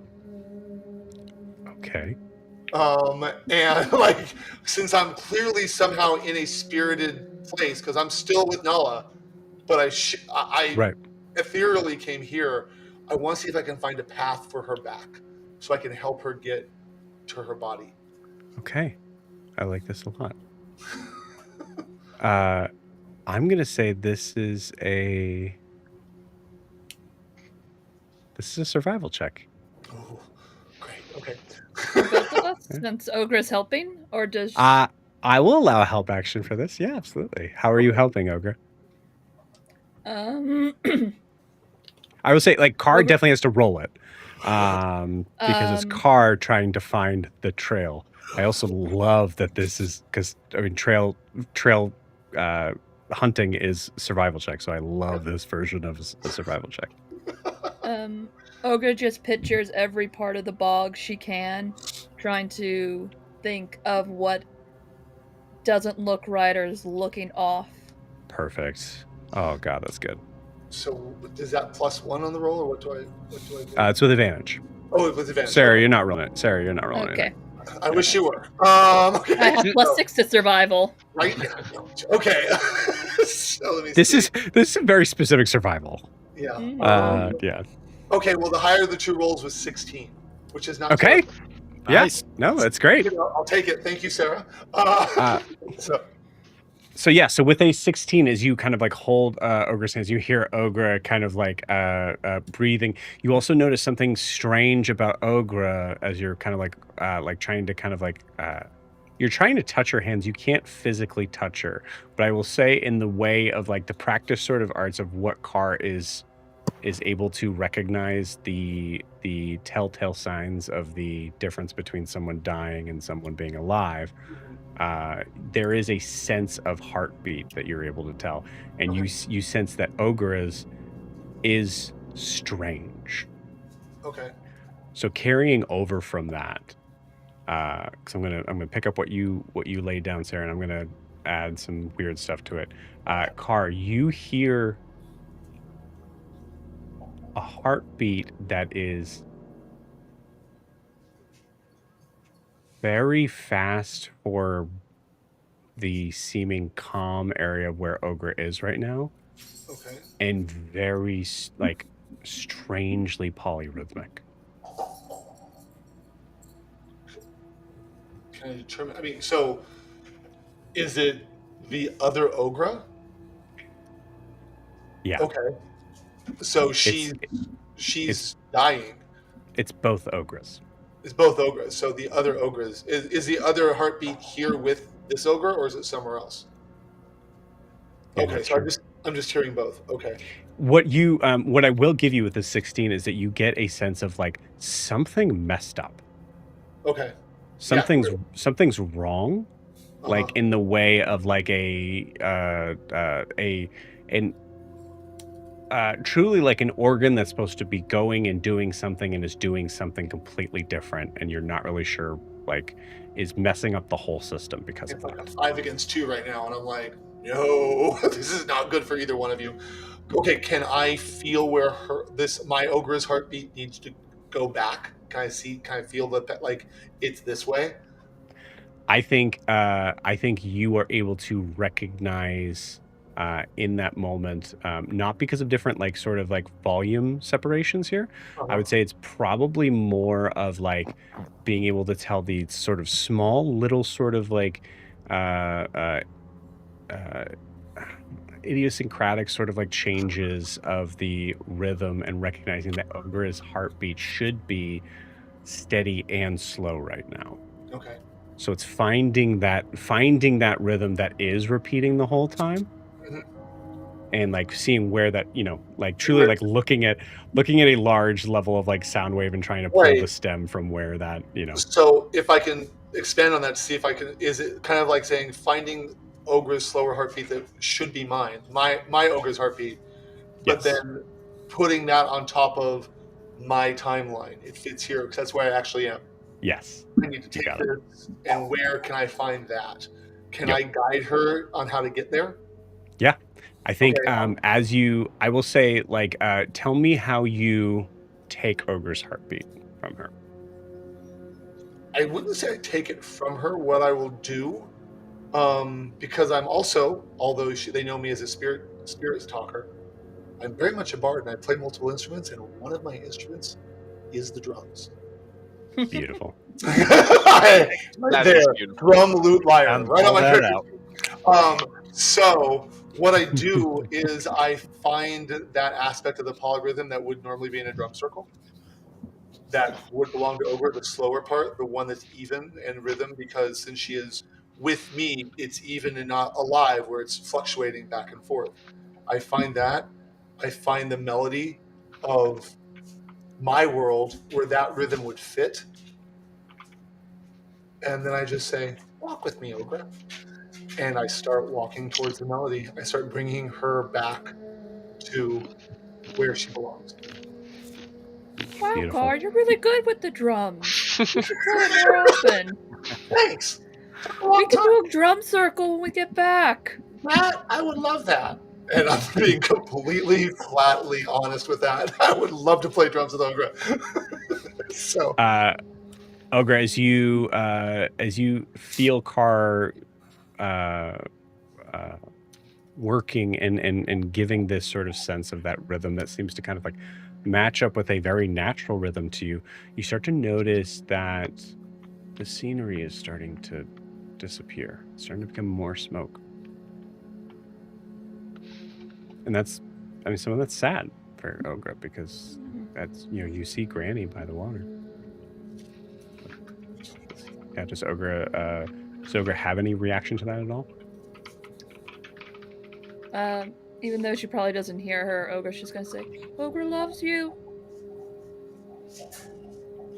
and when she says that, I kind of just nod.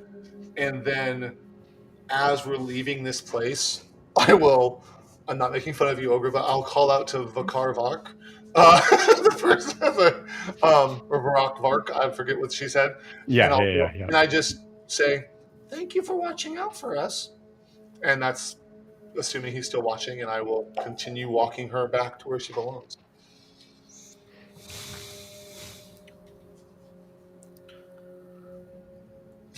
I don't know what that'll do, but that's Connor. So, Okay.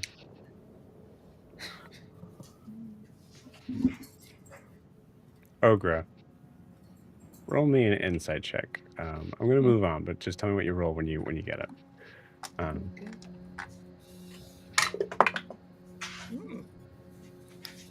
21. Okay, I'll hand this to you right now. Actually, when Carr appeared,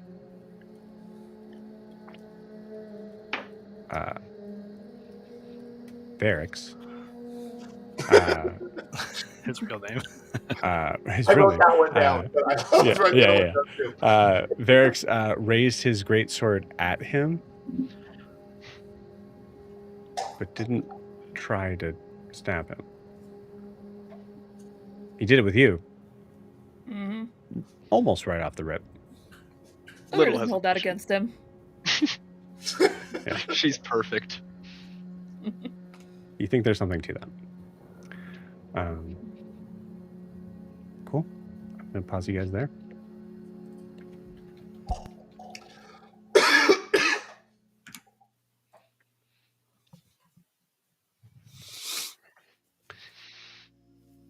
Around Ogra's body, you see these random pieces being placed as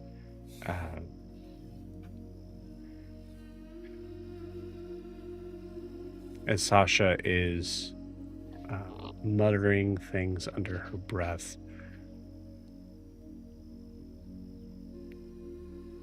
I'm going to roll something for her first. That is going to determine how weird this gets. Weird. You guys aren't weird? I don't know. There's a downside, I will tell you. I say not our choice. I think that's completely up to Ogra. It already got pretty weird for us, so I mean. That's true. You're right. Sarah wants it weird. Ogra probably doesn't. Okay. We'll say the first roll needs to be a 17 or higher. Oh. Okay, that's an 11. As you see her starting to mutter things under her breath, there's a moment where like the camera kind of like passes by like I would say like Kalenor's back with like the shield on it and all that stuff, so it kind of like blacks out. And then as it comes back, you see there are now 2 Sashas.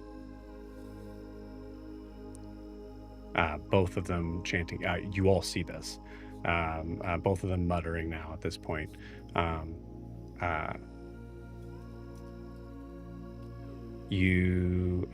now it is 15 or higher.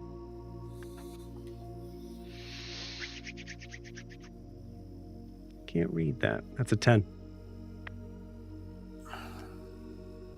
Another one appears. It's 12 or higher. It's 19. So you all see 3 Sashas. I would say with the amount of time that passed, I will tell you guys just straight up, at a certain point, you guys will kind of see that that all 3 of them, oh, sorry, wrong button. All 3 of them look a little different.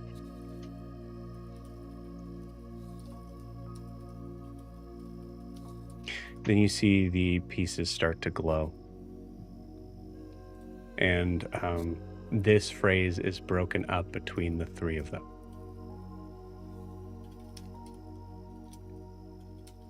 For this to work,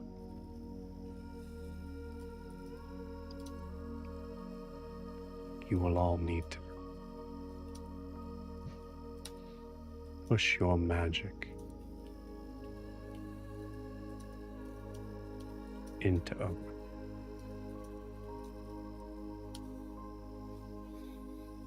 It usually helps.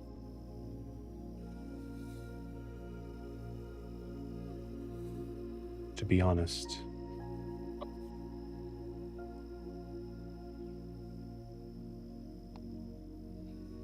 what makes you appreciate Ogra the most?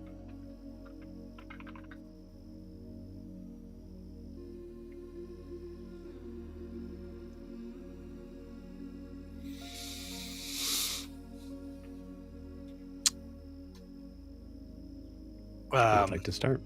Yeah, I will step up first. And I think I flare out, kind of like fully flare out my eyes as I'm just as I put a hand maybe on Ogra's arm or just hovering right above it. And just kind of looking down at Ogra's face, maybe moving a hair from her forehead. Ogra, we can't do this without you. You are the heart of everything you do. You are every reason that we need to be fighting to do this. This is not a world we're saving without you in this, Ogra. We need you here to help us all from ourselves as much as anything else. Come back. I can roll me a persuasion check. DC 10. Now would be a good time to roll well. That'd be a 9.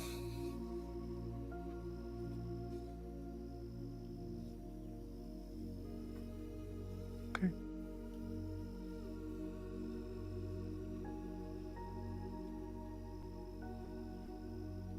There's a pregnant pause. You see Sasha's just looking down at the pieces as if expecting something to happen. Doesn't.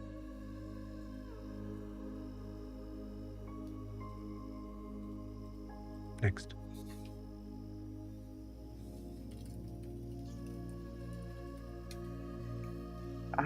Kaelinor kind of goes to the opposite side of Ogra if her staff is there with her, which it probably will be, and kind of just pushes the gold coin on her staff, a little memento, and their brain just kind of thinks about the first time that moment happened between them. Kind of just looks at Ogra and begins saying, you know, you didn't like me when we first met. At all. It was really funny. I was worried about you the most. But very quickly, over a short period of time, you were kind to me. A luxury I didn't deserve. But you did it anyway. Even when I made questionable choices, you still believe I do the right thing. And we've had our shenanigans together. And I want that back. You're like a sister to me. So you need to come back. Because if you don't, who else is gonna steal bells? And be stupid? And be the light of this party? If it's not you, it can't be anyone. And Kaelinor will flick that gold coin one last time and take a little step back. Okay. Give me a persuasion check. DC 10. A 19. You see a small vial on the corner of the table start to glow.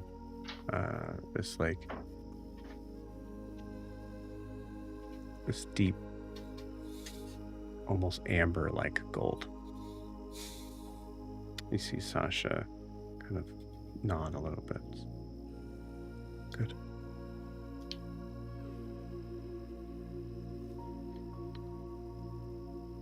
Who else?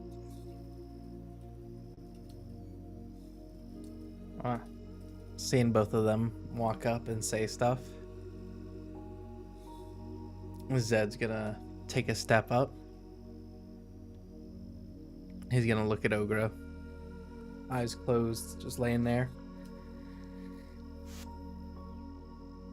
He's gonna look up and he's gonna say, "You may have not brought me here." And looks over at Riaris. "You weren't taken." And looks at Kaelinor. "But your kindness was the one that helped me realize I have the second chance at a family."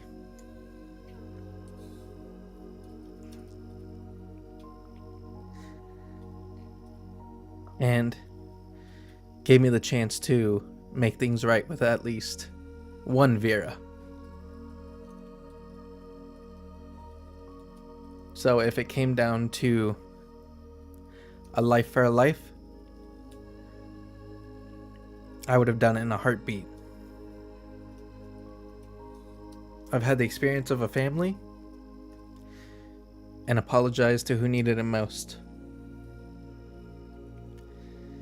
So if it's my time to go to bring you back, it'd be worth it.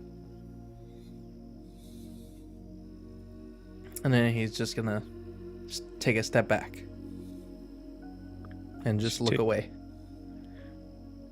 So you take a step back. This aching sort of feeling in your hand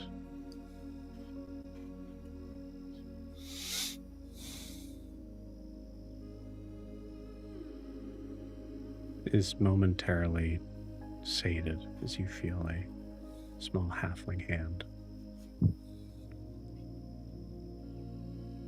push into it. And you look over and you see Vera giving a squeeze, just wiping a tear from her eye.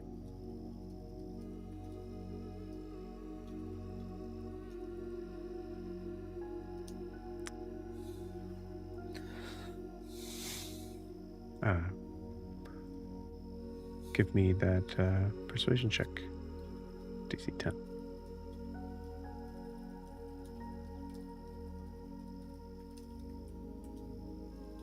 Uh, 15. We see the coin glow.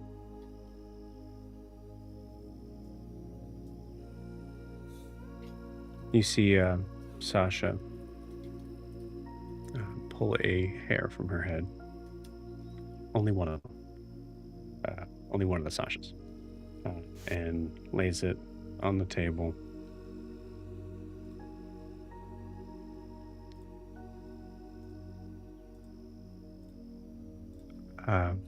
Arturian, I know it would be difficult because you haven't known this person, so you don't need to say anything. I mean, if it's gonna help, then I can say what's needed.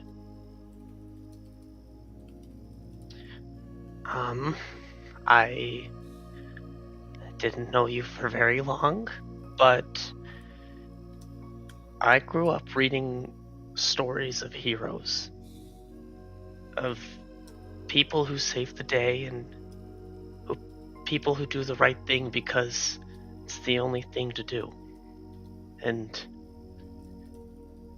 from the moment I met you, you were nice and kind and good, and I think at the end of the day, that's the only thing that really matters in this world.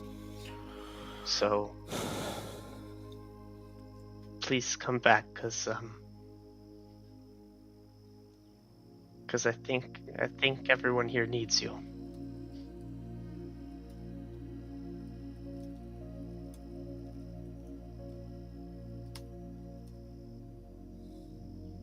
Arturian, give me that persuasion check.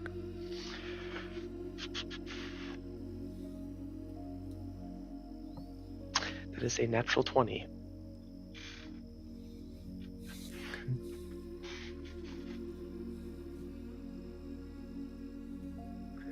You see the hair that Sasha put on the table starts to glow. It was good. It was good. Well, yeah, we're all here, so let's give this a shot. And as she's saying that, we cut from this scene to where Carr and Ogra are. And Ogra is talking to you, Carr, about what have you. But there's a moment where you start to hear the voices of the others talking about her, trying to bring her back. The tricky thing for Carr, maybe, in this moment, is that Carr has to be facing the soul of Ogra as he says it. Not at all. He will walk her as close as he feels he can. So he's kind of standing amidst them, even though he cannot see them. So he's like standing with the party, like ethereally, so they don't know he's there. And I'm still holding her hand. And I say, you're the kindest soul I've ever met. And one of the strongest, not just physically. More than we need you, the world needs you. So get back in your body so we can play drums.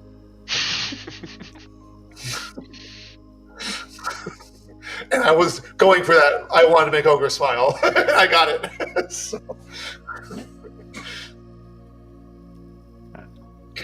Thank you, Carr.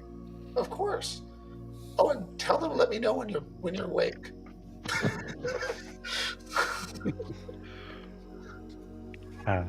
Carr, give me that persuasion check. Hopefully it's pretty good. Everyone else is ugly. Like, one. No, let me see. Persuasion. Oh, wait a minute. Is this for a spirit? Yes. Because I get advantage. I get advantage for persuading spirits. Yeah, you are persuading spirits. Yeah, you. Okay, so wow, you are quite literally persuading spirits. Yes. Yes. Ideal time. First roll was a nat 1. And a 13, which is wonderful, but better than the nat 1. So I'll take the 13. And the DC was 10. Okay. Ogra would be like, I don't believe you. that one, it would have been very awkward. Simeon runs off into the ether. No. I want to be very clear. That's the save on this is not because you don't mean it. Beautiful. Okay. So, can I say one last thing before I like go into the light or something? Yeah, absolutely. What would you like to say? Car, even though you're covered in black feathers, Ogra thinks you're also the light here. You protect us and guide us. Ogra wouldn't be here without you. I kind of pat her cheek, reach up because I'm still crouched, and I say, I think you might, but I appreciate that. I'd hug you if I could. I'll hug you when we see each other again. Beautiful. Tell Nala I said hi. I will. She's resting. And tell the party to contact me when you're back up and walking around. Okay. Okay. Is it gonna hurt when Ogra goes back into her body? You'll have some aches and pains because you were injured, but you'll heal those. We all do. Okay. Otherwise, it'll just be like slipping into a comfortable set of clothes.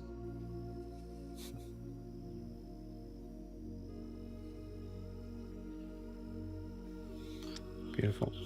And for a moment, Carr realizes this is probably the first time he's led a spirit back to a body. Yeah. He usually leads them away. Mm-hmm. I think, Cart, you're there for that. Oh, in case that 100%. comes up. No, I am 100% like, if they need to go that way, they'll take them that way. But now that I know I can do this, I'm like, and let me help when there's something important for them left to do. I can help them complete their tasks in more than one way. Beautiful. Okay. So, mechanics of this are relatively simple. So the DC to bring Ogra back is 10. Every successful persuasion to bring the spirit back brings the number down by 3. So we have 3, 6, 9, 12.